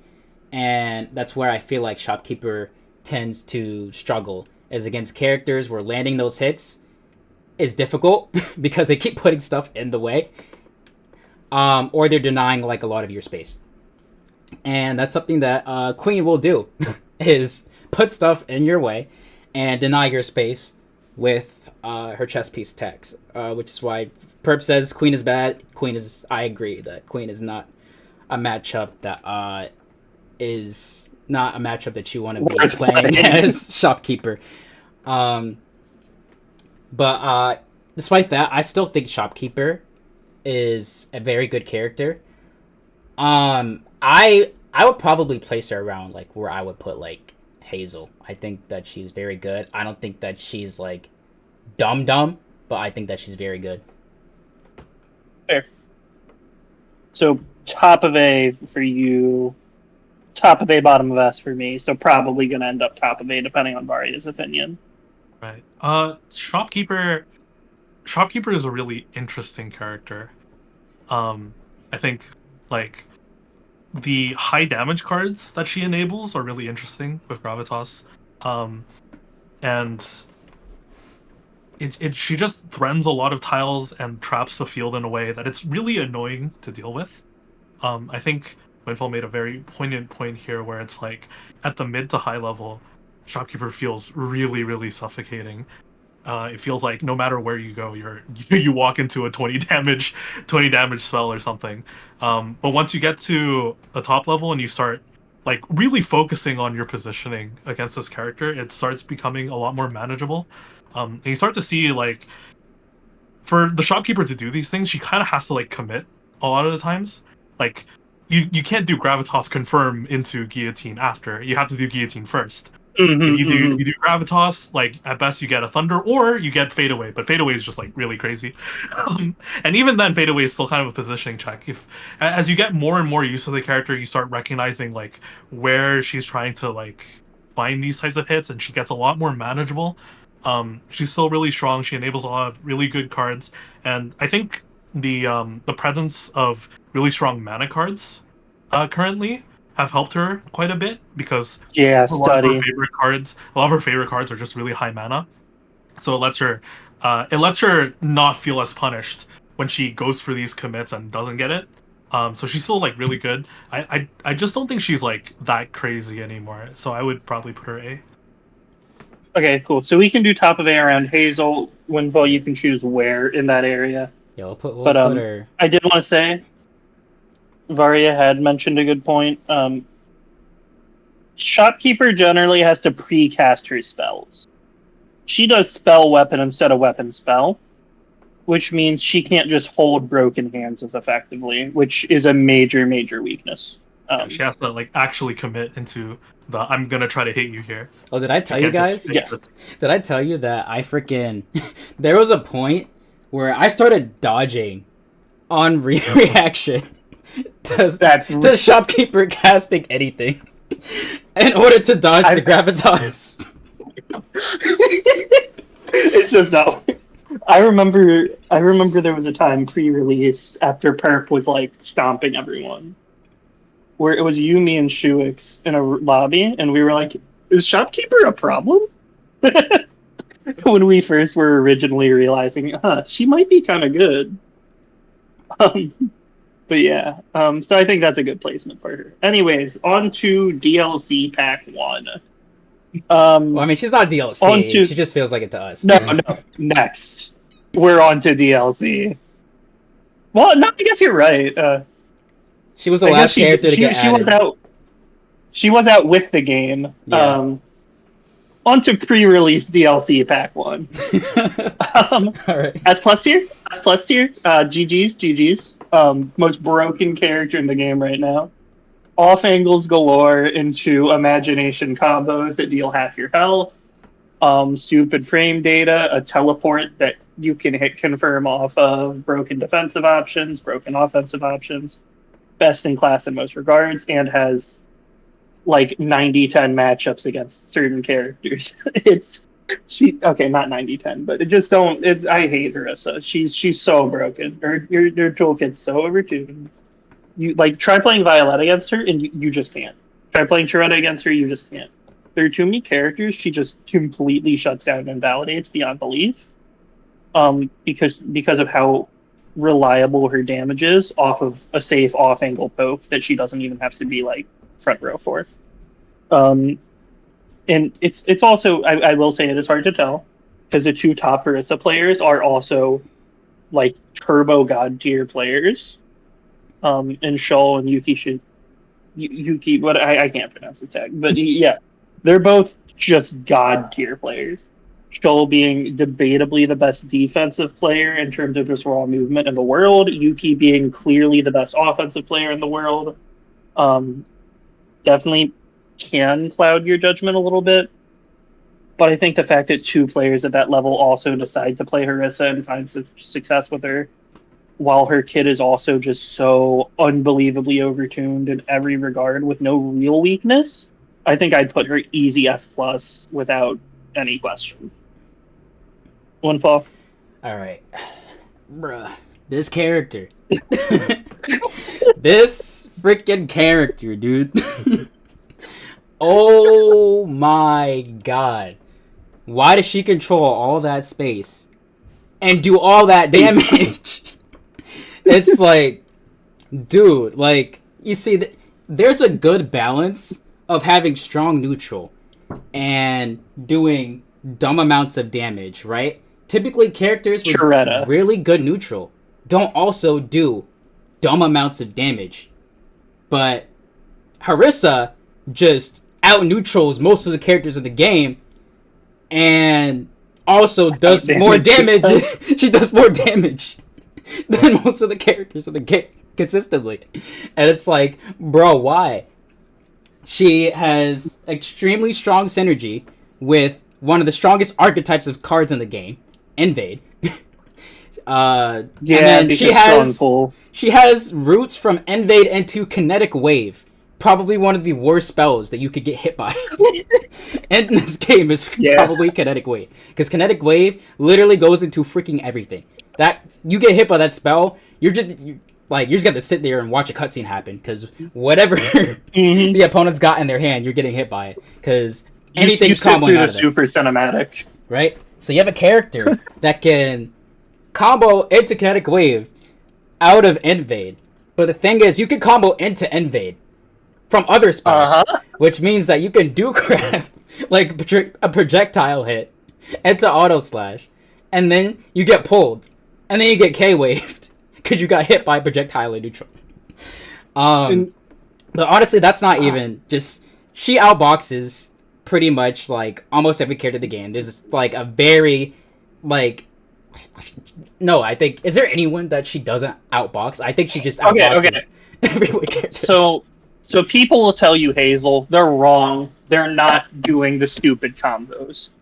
Because Harissa gets, if you're on angle, she can do it through structures. She can do weapon 1 K-Wave or weapon 1 minigun. It breaks the structure, then hits them, and then combos off it.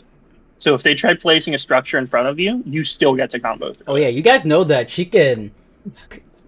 Off angle. Hari could just straight up. You put a structure down and just like, all right, she can't get anything right now, because there's a structure in front of me. She will walk in front of you, primer, and then K-wave you through the structure. The K-wave is true.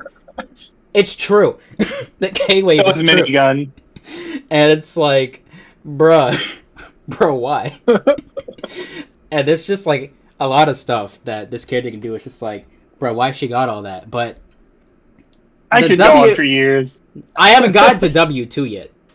Bro, I was watching a video of Mickle fighting Yuki. This man got hit by W2 at 48 HP. Harissa's W2. He died. This man died. It wasn't even off a read. It was off a hit confirm. He hit confirmed off it. He didn't even have to like buffer into stuff. He used it, saw it was gonna hit me, and then killed me at 50.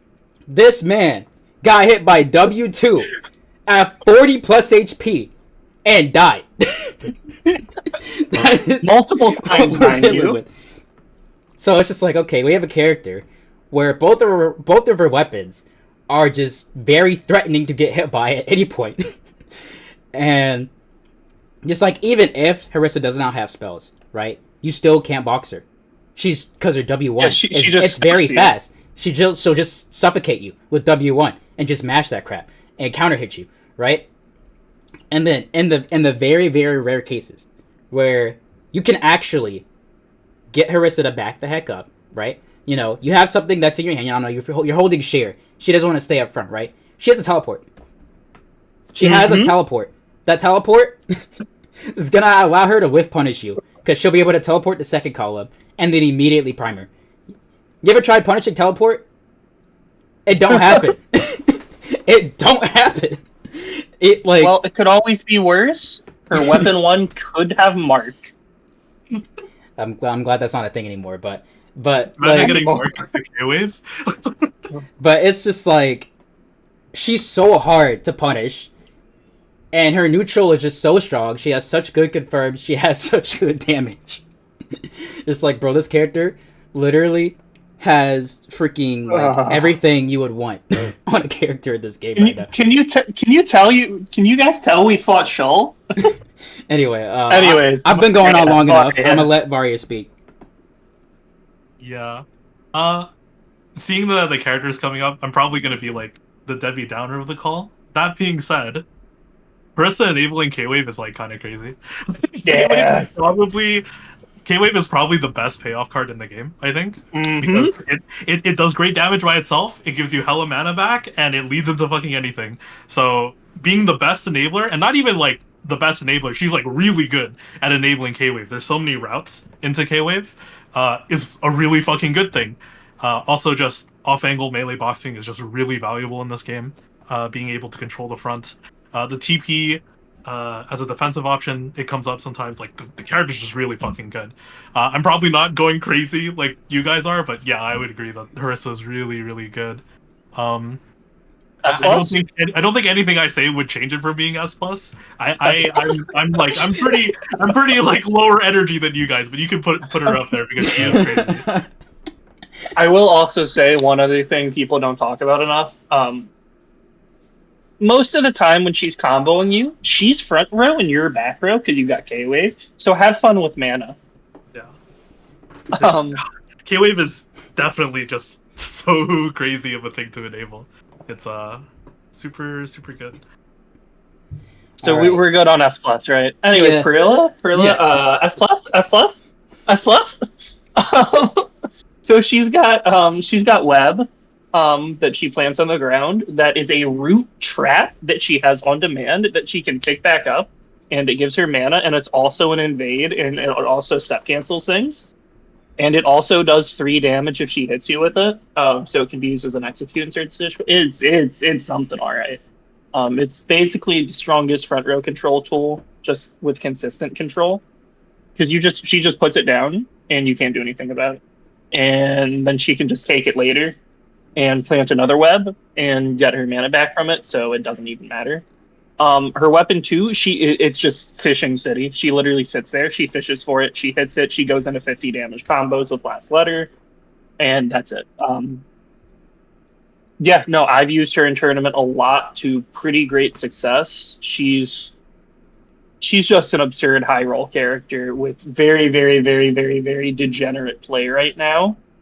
Very lame play. I know in the Japanese scene, she's considered broken, to the point of being problematic by some people.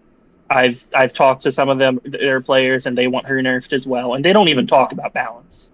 So you know it's bad when they're wanting nerfs. I think she needs change. They think she needs change.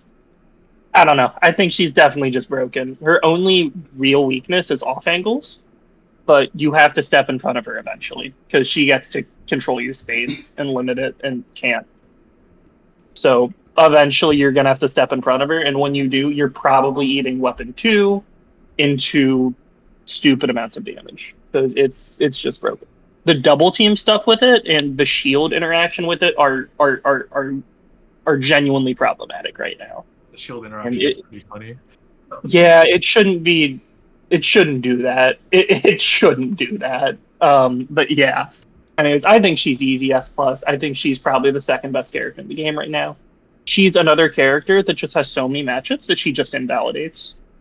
Like as half the roster, you can't fight her. There's just nothing you can do. Because she controls the front so well with weapon 1.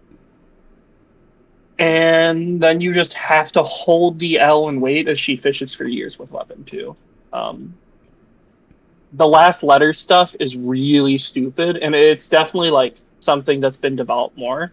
I fought one of the Japanese players. I fought Kishi's Grilla and lost 10-8 to him on her just because like I was just getting murdered on it. I was getting very, very consistently two-touched off of a very, very safe poke. I think it's problematic. I think she's broken. S plus. Windfall. All right. What if you wanted to move to the front, but Perilla said web? Yeah. Web. But yeah. So, like you said, invade tool places web, and it's also an invade tool, which means that you can return cancel it, which makes it very hard to punish web placements because she just steps out of the way. And then the end lag that you would normally have for an invade is gone. Like, if you're any character that needs to be in the front and does not have an option really to kind of box her from like a 2-away distance, you're just never having, like, you're never being in the front. You're just not gonna have mana, bro. No, you can't. It's like, you're just not gonna have that crap. But obviously, having, like, here's the thing, right?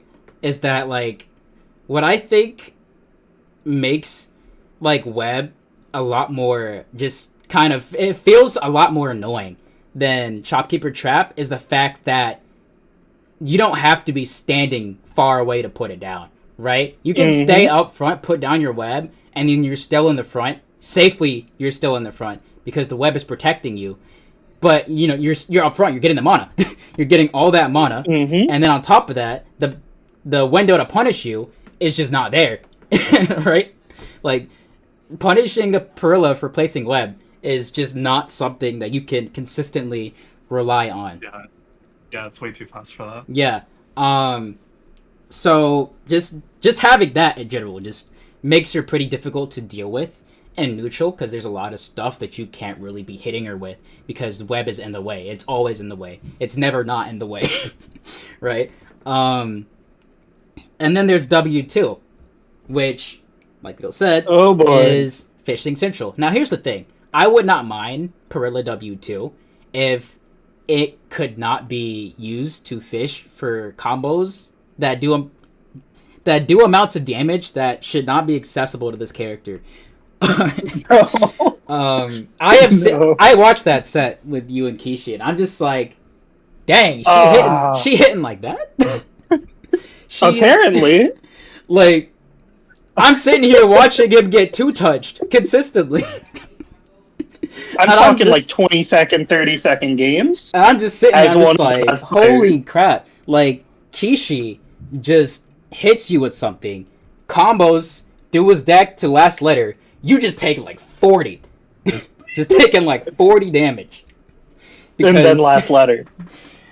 so, she hits way too hard right now with last letter combos.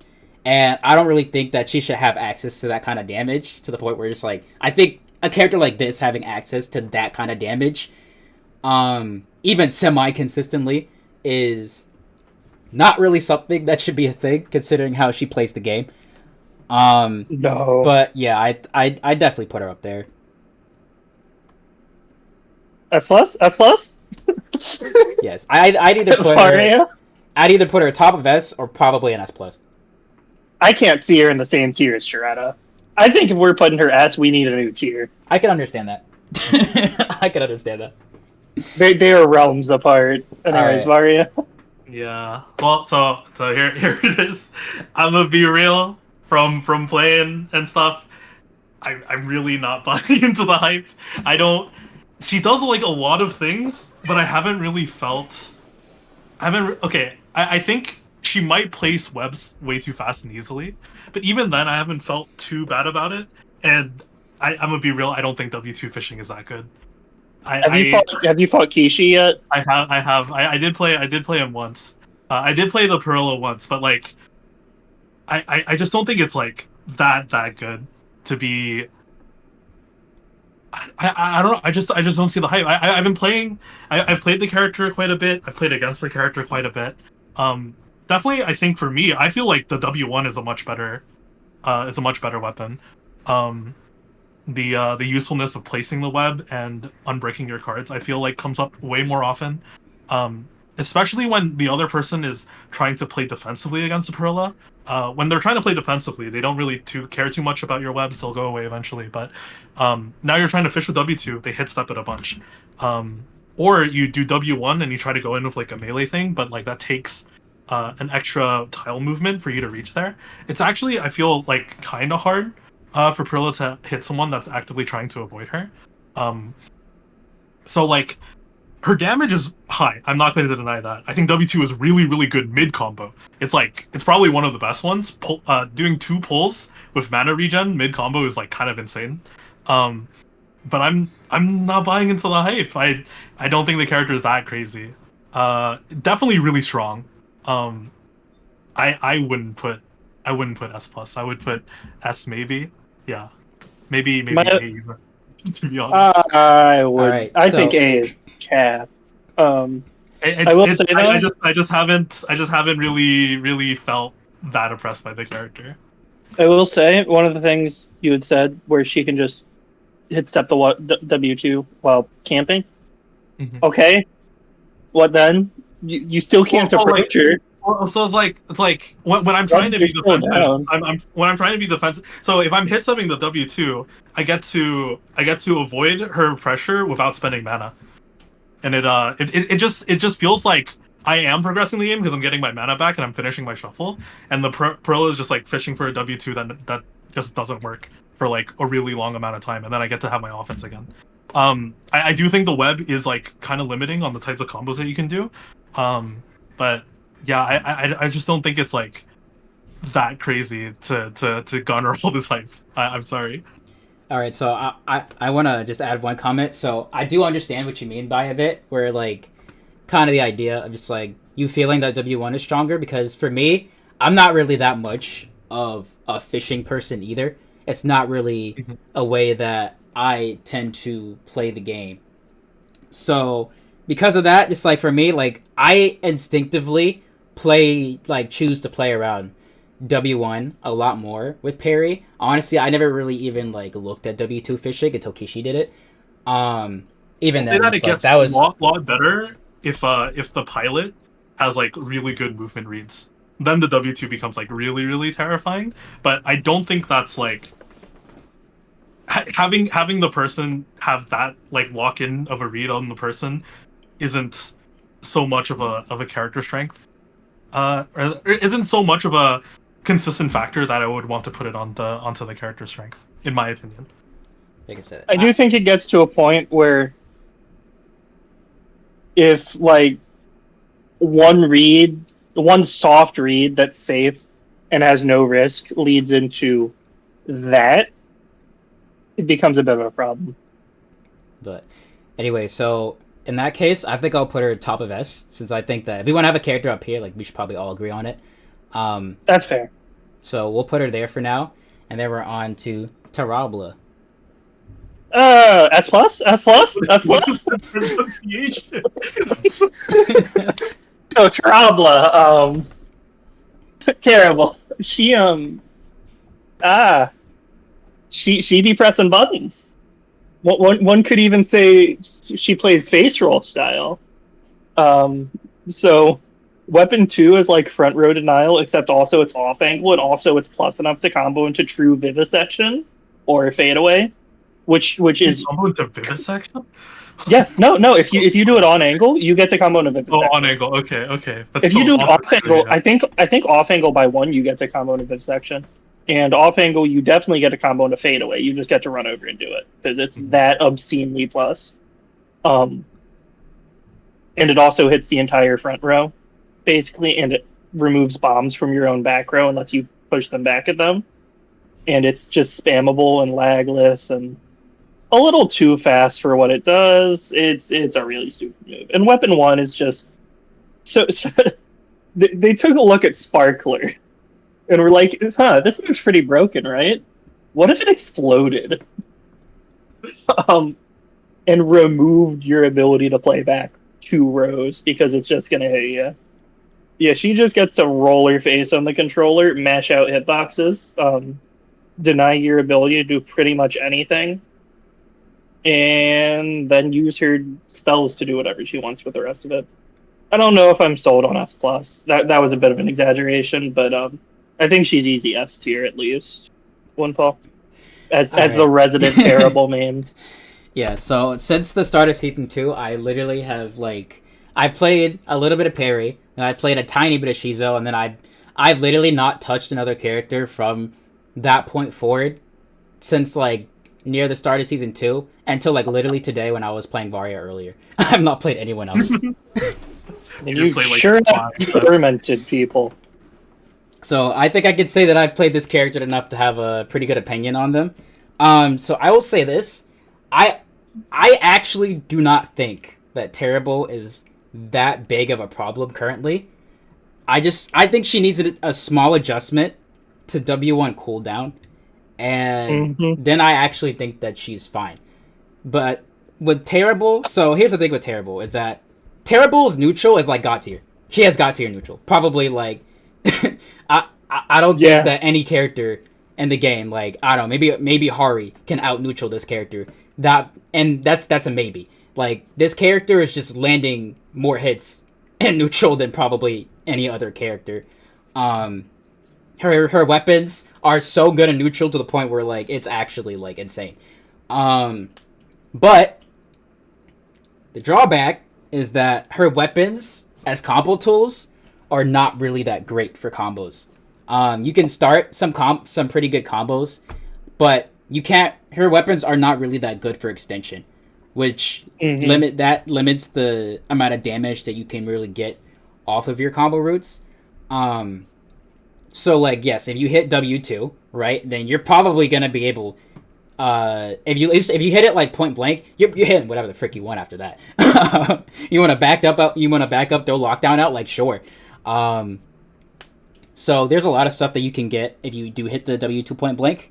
But once again, that's not always something that you're going to be able to hit. So I think that that for the hits that she can consistently find in neutral, her damage is actually not really that not that dumb. I feel like her damage actually is probably on the lower end in terms of what she would regularly get off of just finding hits with her weapon or her spell in neutral. But like I said, her neutral's God tier. so she finds a lot of hits, and that's where I think that I'm just like, it balances out. Is that yes, she's a character with got to neutral, but she does not have stupid amounts of damage like Hari or Perry does. Yeah. Right? Yeah. Which is why I don't really think that she's that big of a problem. That said, I still think she's S. she's still definitely one of the better characters of the game. I just don't think that she's like as much of an issue. I just think that her W1 needs to cool down her so that you can't mash that crap. But terrible doesn't need to mash W1 for it to be effective. So that just prevents it from being like stupid annoying. That's literally all the character needs, and then like I honestly think she's fine after that. Anyway, Varia. Right. Terrible. I've played against this character a lot. I'm sorry. It's gone. Yeah, it's gone more manageable over time. But that W1 is like insane. Like it is one of the best weapons in the game, and not even for like combo purposes. It's just good hitboxes constantly. It's super annoying. It hits like as a Celsi player, it's really annoying because like when I'm going in, it hits me straight line, stuffing my step. When I'm trying to run away and hide and get mana, it blasts me towards the front. The thing about Terrible is that she really forces an uncomfortable position to the opponent because you just don't feel safe in like most of your tile. And if the Terrible has like any type of like melee or AoE type card in her hand, it's just like it feels really awful. Moving just about anywhere, it feels bad. Granted, the damage isn't like a crazy combo type damage, but it's just like really awkward for you to move. The W2 I think is really good for what it does. People really need to stop downplaying the move for being bad at things it's not supposed to do. Oh yeah. But like, it's like it's so good. It insta wins. It insta wins boxing if the other person makes a wrong guess, which is really easy in this game to make a wrong guess on your boxing. It's not reactable. It's not punishable on reaction. It low-key destroys invade. it's really annoying. Yes, it does. Oh my god. It's good on invade too. It's good on invade too. It's really good for what it does. I don't think it's like broken, but it's just really good for what it does. So I don't like hearing downplay about it. The W1 is just really good. I think the character is in terms of effectiveness. From my experience, overall, it's felt fine. It's just like a really annoying character to play against. So overall strength, I wouldn't say she's like that crazy. I know I rated Perilla like relatively lower than you guys. I would put Terrible around the same level, to be honest. So S-ish. Yeah. You ever tried dodging W1, guys? Okay. That move is so annoying. Before we move on, another thing is that with the presence of mana cards, she gets to throw way more W1s than she probably should. I agree. So, I'd like to propose an A+ tier where we put Chiretta through Hazel. Yeah, I'll do that now. I think that's very admirable. Varia, are you fine with that? I don't really mind. Okay. Because I don't think Chiretta's on the level of Terrible Perilla. You said Chiretta through Hazel? Yeah, there we go. That's what I would do. No, move back. Back! There we go. What the? I personally don't mind because it's like a shared discussion. I think you guys have more close opinions than I do, I think. So I'll like defer a bit. I don't think it's too big a deal. I'm also like not too deep into like character tier list too much, so I'm just offering like my thoughts. So I don't think it's a big deal. I think this looks very fair as is right now, actually. I agree with almost all of this. I don't agree with Riva, but I don't care. It's not that big of a deal. It's Riva. Anyways, Dreadworm. I have very mixed opinions on her. I think she's underrated by a lot of people, because I think she has some of the best defensive tools in the game.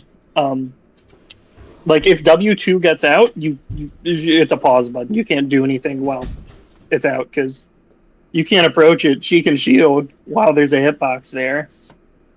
It's good for set play, it's good for poking, it's good for enabling lockdown, especially. And then having double off-angle spammable projectiles is also crazy.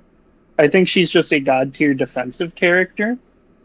in terms of projectiles and stuff, but it doesn't enable her offense very much, which means she has to run decks that don't care a ton about her spells for offense, or the very niche stuff that gets enabled by it, by like lockdown. I think Windfall is going to be able to speak on this character a lot better than basically anyone else on the planet because he invented her and has so much time in her, and is Dreadworm's crazy. But I think she's pretty strong. I'd put her probably around Saffron Gunner ish. I think she's very effective. I think she's underrated. I used to, yeah, I don't know. I can't put her higher than that, but there's no way I can put her lower. Yeah, so A tier. Windfall. All right, so my thoughts on Dread. So I love Dread. Dread's my baby. She was my first character in this game. Which it honestly took a bit to for me to even get this character to a playable point. I'm not gonna lie, but we got there. But as for Dread right now, there's not really too much that she can play currently. I think really the only comp viable strat that she has right now is just Lockdown Dread. I think that the more combo based Dread with like Invade is too vulnerable to bad matchups. I agree. So it has a lot of matchup issues. Lockdown Dread is the most consistent and is quite freaking good. Just like you said earlier, her weapons are pretty good for defense. W2. Where's that W1? Is that W1 or W2? Claw Swipe. I'm just gonna say Claw Swipe. My brain's not working. This is the Dreadworm brain. Look, Dreadworm. Dude, like, I don't ever think about Dread's weapons as W1 and W2. I just think Claw Swipe and Garter Flare. They're just what you use. But, yeah, so Claw Swipe, very good for kind of just poking people at an off angle and counter hitting them. I counter hit people a lot with W2. It is quite good. It is quite good at that. And you can also get some confirms off of it as well. Although you will need to read that the W2 is going to hit, so it is a commitment. But yeah, you can do. Did I say W2? Is that W2? Claw Swipe. If you do manage to hit the Claw Swipe, you can get stuff like an Auto Slash. Then you can use it to buffer Garnet Flare into another thing, and then you can do a bunch of damage, right? And then for Lockdown Dread, her Garnet Flare is very good at helping confirm Lockdown, because if your opponent blocks your Garnet Flare, they're dying. Because they block Garnet Flare, they can't block Lockdown because now they have Ted's shield, and Lockdown's going to break their shield. So that's something I do a lot. So Garnet Flare and against Lockdown Dread, Garnet Flare is literally something that you just have to avoid entirely. You can't dodge it, because if you dodge it, you're getting hit by the Lockdown that's going to come immediately after. And if you block it, you're dying. And if you get hit by it, you're not also dying. So you just need to not be there, right? So Garnet Flare is good for that purpose. And then Garnet Flare is also, because you can shield out of it, you can quite literally bait people. Like, here's the thing, Garnet Flare is, like, horrifically slow. So, like, a lot of times people will literally just walk in front of you and counter hit you out of Garnet Flares. So one thing you can do is shield. You can shield so that people try and counter hit you at Garnet Flare, they actually get hit by the Garnet Flare, and then you can hit them afterwards. So she does have a good amount of defensive mix-ups. Now I will say, in terms of offense, that's kind of where she tends to struggle a bit, because I think that Dreadworm has a difficult time forcing hits. She really kind of just has to catch you, right? But she doesn't really have good ways to force hits, which is something that she did have with Kingslayer, which was the inverter. And then they gutted Root. So with Entangle, she's able to force hits, because, you know, you get hit by Inverter, you get brought to the front, she hits Entangle, and then you die. But yeah, the Kingslayer got gutted because World doesn't break shield anymore on Dreadworm. And then overall, Root just got nerfed. So with that getting gutted, it kind of just leaves her a Lockdown Dread, which is good. It has a good matchup. It has a pretty good matchup spread, but there's still some matchups that are just, like, freaking terrible. Like Hazel is still like awful because you can't confirm lockdown off a Garnet Flare against Hazel because the blocks are always in the way.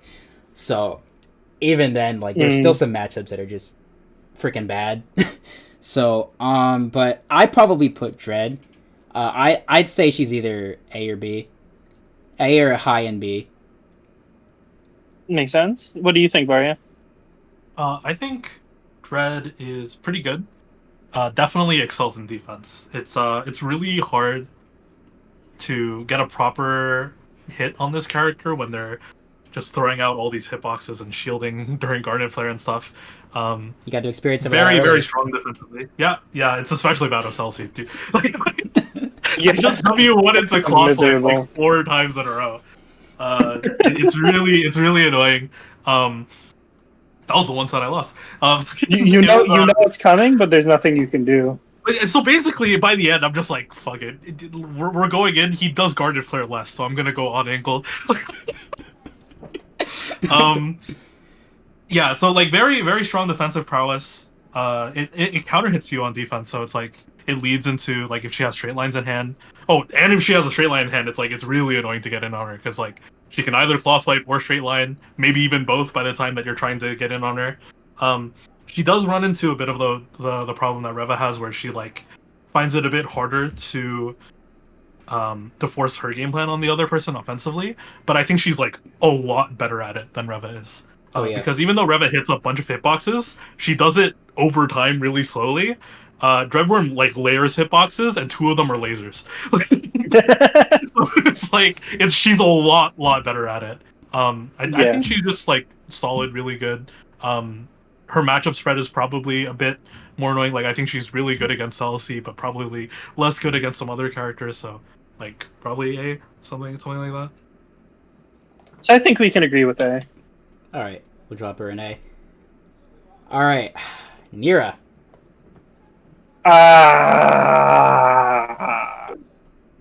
Ah. Ah. Can we nerf Weapon 2, please? Please? Oh god. Please? I hate that move. Why does it do that? And all the people that abuse it are on opium about it being not effective. When it's just, I'm going to stall this game and spam off it. Yeah, I don't know. Nira, I don't know how good she is. I can't tell. I think she's around A. On this list, I'd put her around bottom of A, top of B, probably. I think Frost is really good. She's got consistent damage. Silver uses some good like combo decks with her. But Weapon 2 is just toxic. It's got so much going for it. It's a counter hit machine. It applies frost. It can poke. It's super campy with mana regen.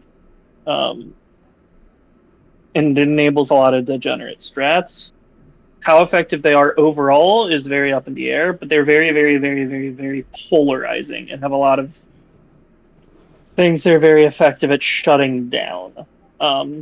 So yeah, I'd probably put her on this list, probably top of B. I don't see her in like that Saffron Gunner part. But yeah, I'd probably put her top of B. Windfall. All right, so my opinion on Nira, honestly, I think that the only reason people don't hate this character is because she's not getting played. Like, I agree. Genuinely, like Nira, I honestly think that Nira is fairly underrated in general. She's not bad, like at all. Her W1 applies frost and it pierces.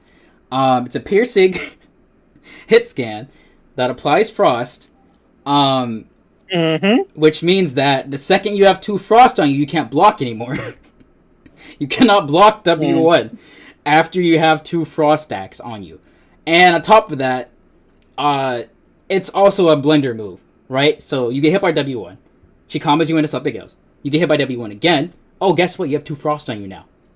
Which means that you can't shield from this point forward. Anyway, so then she just has like blender type combos that honestly do a good amount of damage. We didn't really see that kind of Nira get played much though, because everyone's just spamming spears on her. But that is still a very viable way to play the character. And then W2. That move is so annoying. W2 is so Yeah, annoying. no, it's Like, toxic. you know what's better than having one structure to protect you? Three. Three at once. Attached to mortars, by the way. Yes. But the most annoying part about this is like, right, you hit Nira, her W2, she started casting W2 before you hit her. There's a good chance you're gonna get counter hit out of whatever you're trying to do by W2. And then you're It's also minus. going to apply frost, and then she's gonna hit you afterwards. Especially if you just got frost procced off of the W2. Um, but yeah, her weapons are honestly both good, and W2 is really good. She has crazy synergy with spears because she gets to do illegal stuff with transmute off of W2 because she just gets to spear gen off of that, and then also put out honestly a crazy amount of hitbox with transmute W2. Um, but even then, like the spear gen isn't even just the most annoying thing. It's just the fact that this character has very strong tools for camping you, but then she also has a strong offensive tool as well. Because, like I said, it's a hit scan, it pierces, it applies frost, and it combos. So I genuinely think that like this character just is not getting played enough. But I honestly think that she's honestly pretty good. Like I would actually put her probably like top of A. I'm chill with A tier too. I think B or A is fine by me. What do you think, Varia? So the thing about so I can also say that W2 is annoying. Like I've been on record saying like I don't think it's like too much of a problem, but I can say that it is annoying to play against, and you do I get think it's counter hit a lot. polarizing. Um, but one thing I want to say is that her W1 frame data got improved. Um, and it hits on the same frame as like Celsi W1. So like anytime that I could have like hit you with Celsi W1, which required me like getting stuffed or risking getting stuffed by stuff, I could have hit you with near W1 and applied frost. Like Mm-hmm. I could have been doing it hits the same hitboxes and it hits on the same frame. I could have been playing Nira. Um, I think frost is a really nice status effect, especially on a weapon that you can like throw out quite a bit. I think her combos are like relatively good. She has like quite a few cards that allow her to chain W1s together, and it seems pretty effective. I just I don't think I've played enough or seen enough Nira to really see if to really see like exactly how effective it can be. I think like on paper she seems really good, but like the results just haven't been there. Um, Yeah. so probably like I think for me it would probably be B. All right, so are we I think thinking it's bottom of A then. we're thinking bottom of A Because, then? yeah, I'm fine with it. Varia, are you thinking like bottom of B, top of B? Where are we thinking? I usually don't really think too hard about that. If you don't care a I, ton, do you care if we I put don't her care. like bottom of No, A? no, no. I'm very down to defer, like in like all Okay. of these situations. All I right, think so bottom of A works then. all Because you right, think yeah, I think top of that's fair. A, I think A, B ish, and Varia thinks anywhere in B, and that averages to like bottom of A. Queen. My other baby. Um, so I know it's been said I'm not one of the two top NA queens, but the character's really fun. I really enjoy her. I think her front row frame data is like broken, but it's only front row, so it's like fine. And most of the people don't know that she only actually gets her execute off angle stuff one away and not two away because auto slash doesn't actually confirm right, but it's whatever. She has a lot of flexibility in what she can do. Like I brought volley to ESL with her and did very well with it, which is really funny. The deck's dead now thanks to the punch cannon changes, but it was really fun. She's got one of the longest lasting, most like game meta defining decks in Gunner X and its variants, um, invented by Windfall here. I don't know. I think she's really, really flexible, really, really fun, has really, really good control, and a lot of really, really good tools. But she's also not explosive enough to really keep up with the meta. I'd probably on this tier list put her like bottom of A plus, based on what we're looking at. I think she's really good. I think her execute confirms are great. I think people very, very, very, very, very, very heavily overrate how suffocating structures are to deal with. I agree with that. She can only have one out at a time. It's like, what's she? Oh, okay. She has her structure down. What now? Okay. But yeah, I think she's fun. I think she's good. But I think she's very, very heavily overrated in a lot of areas by a lot of people that just don't know the proper counterplay to her. Anyways, speaking of Queen players, Windfall. But yeah, so currently, I think that Queen has that good balance that Terrible kind of has, where it's like I think Queen's neutral is very good, but her damage is definitely on the lower end of the characters in the game currently. Um, Queen decks don't really hit that hard. It's both the really good decks, Snowfall and Gunner Egg, still aren't really hitting all that hard. Even in Snowfall, with 14 damage Crystal Rifle, it's not necessarily that it's doing like high damage combos or strings. It's just that Crystal Rifle is just hitting you 14 damage a shuffle after you let them scale. But that got nerfed heavily because the scaling got literally cut in half on structures. Which honestly, I'm still upset about that a little bit after I found out. I got a freaking message from Quay, and he's like, "Yeah, the nerfs hurt a bit more than we initially anticipated." I'm just like, "Bruh, how the heck?" It was targeted. That is the most targeted nerf I have ever seen. How did Queen come out of this patch getting hit harder than freaking Harissa? On God, yeah, bro. But yeah, that Sea Rifle nerf is definitely, I feel like, targeted towards Snowfall.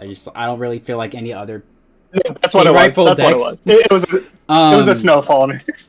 Obviously, Sea Rifle is really good. I said that if you buff Frost, you're going to have to nerf Sea Rifle, but Frost didn't get buffed. So, yeah, why'd it happen? But even then, I don't really know if Snowfall is the strongest deck on now, but regardless of Snowfall, Gunner X is still really strong, and that's what I've been playing. Mm-hmm. And even then, I did very well in ESL with it. Even despite the fact that it's an old deck that I have not really... I did update it in the middle of ESL to abuse Inverter. Inverter variants? Yeah.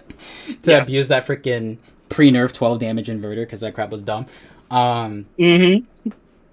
But overall, I think she's a very strong character with a very good deck matchup spread, because that structure does help her handle a lot of different deck matchups. And then because her chess piece and because her weapons are very nice to have and neutral and help me play neutral a lot, it allows me to put a lot of my offense into my deck. And that is pretty much what Gunner X is literally just a hyper offensive deck that abuses Queen's defensive tools to kind of create like a very well-rounded strategy.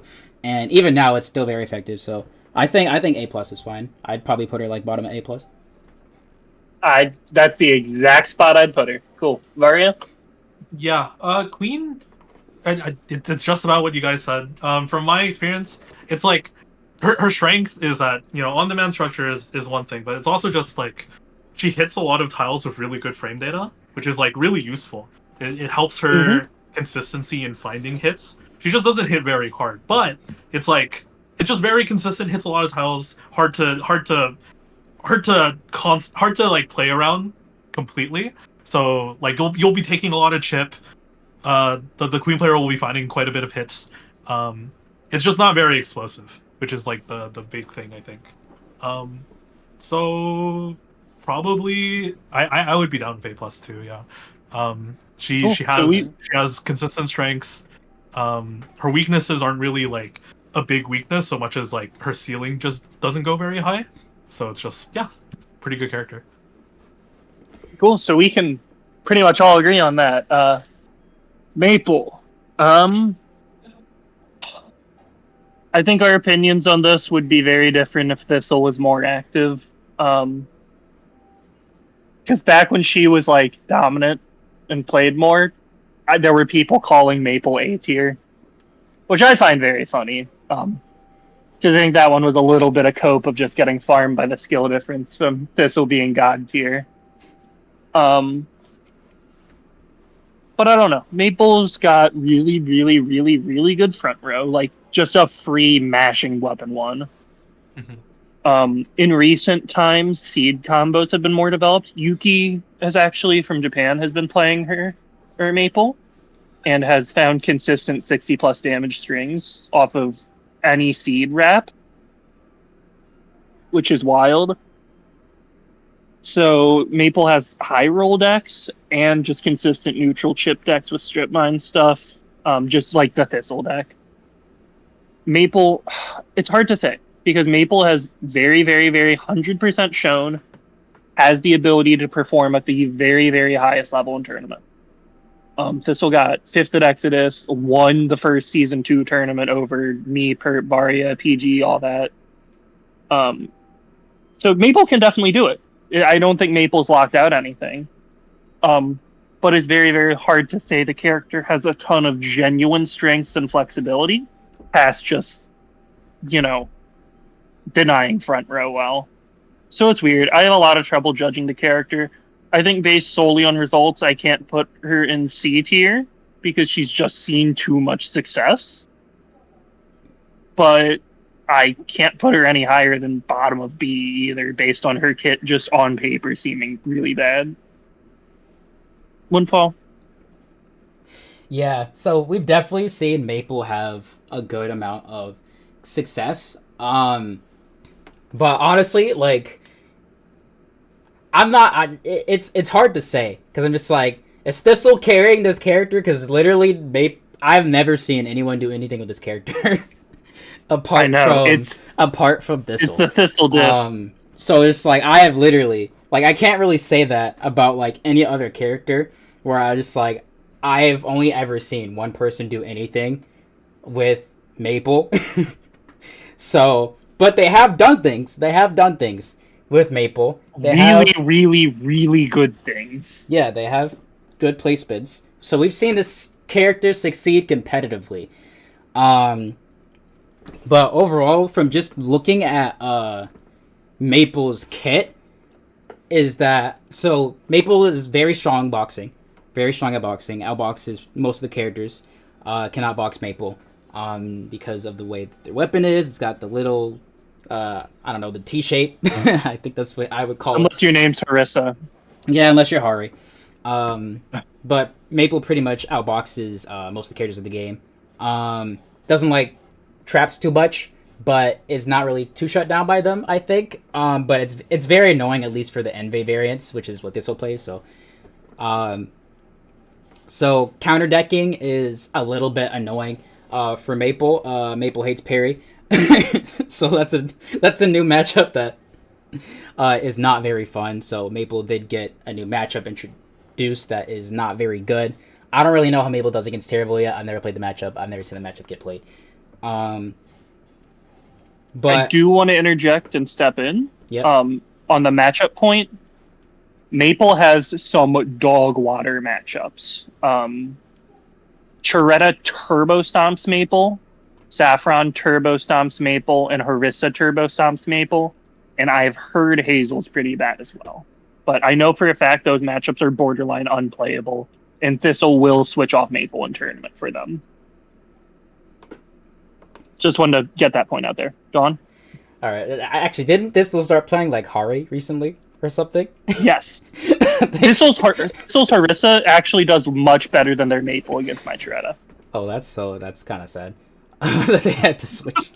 So that might actually support the C tier argument. But what do you think, Varia? Yeah, so Maple is a bit of a weird character. Recently, as we mentioned, seed combos have been getting more developed, and I do see them, and like they do come up like quite a lot if you build your deck around getting those seeds.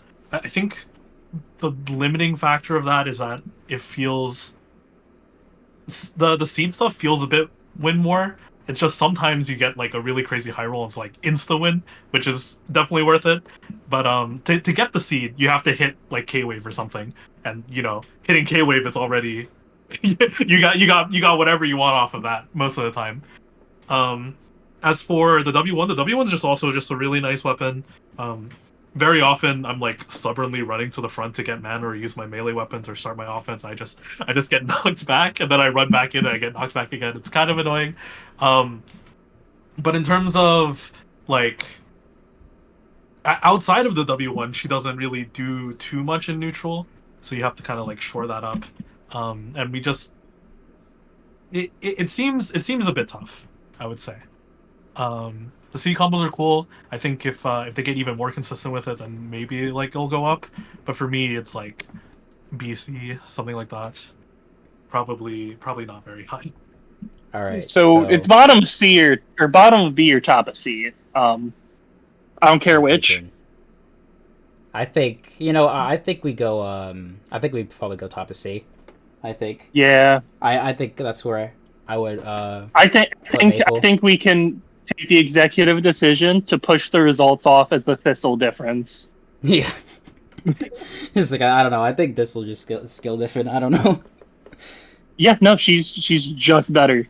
Yeah, no, that's it. We changed the color. But yeah, the off-angle boxing is like it's nice, but it doesn't lead into things. Yeah, it doesn't do anything. Meanwhile, Harissa, if she hits you with off-angle boxing, you need to like minigun or something. It's like, yep, have fun with that. Eat minigun, eat shear, eat literally. Eat crossfire now. That's honestly like that's one thing that makes me mad. But people complain about execute.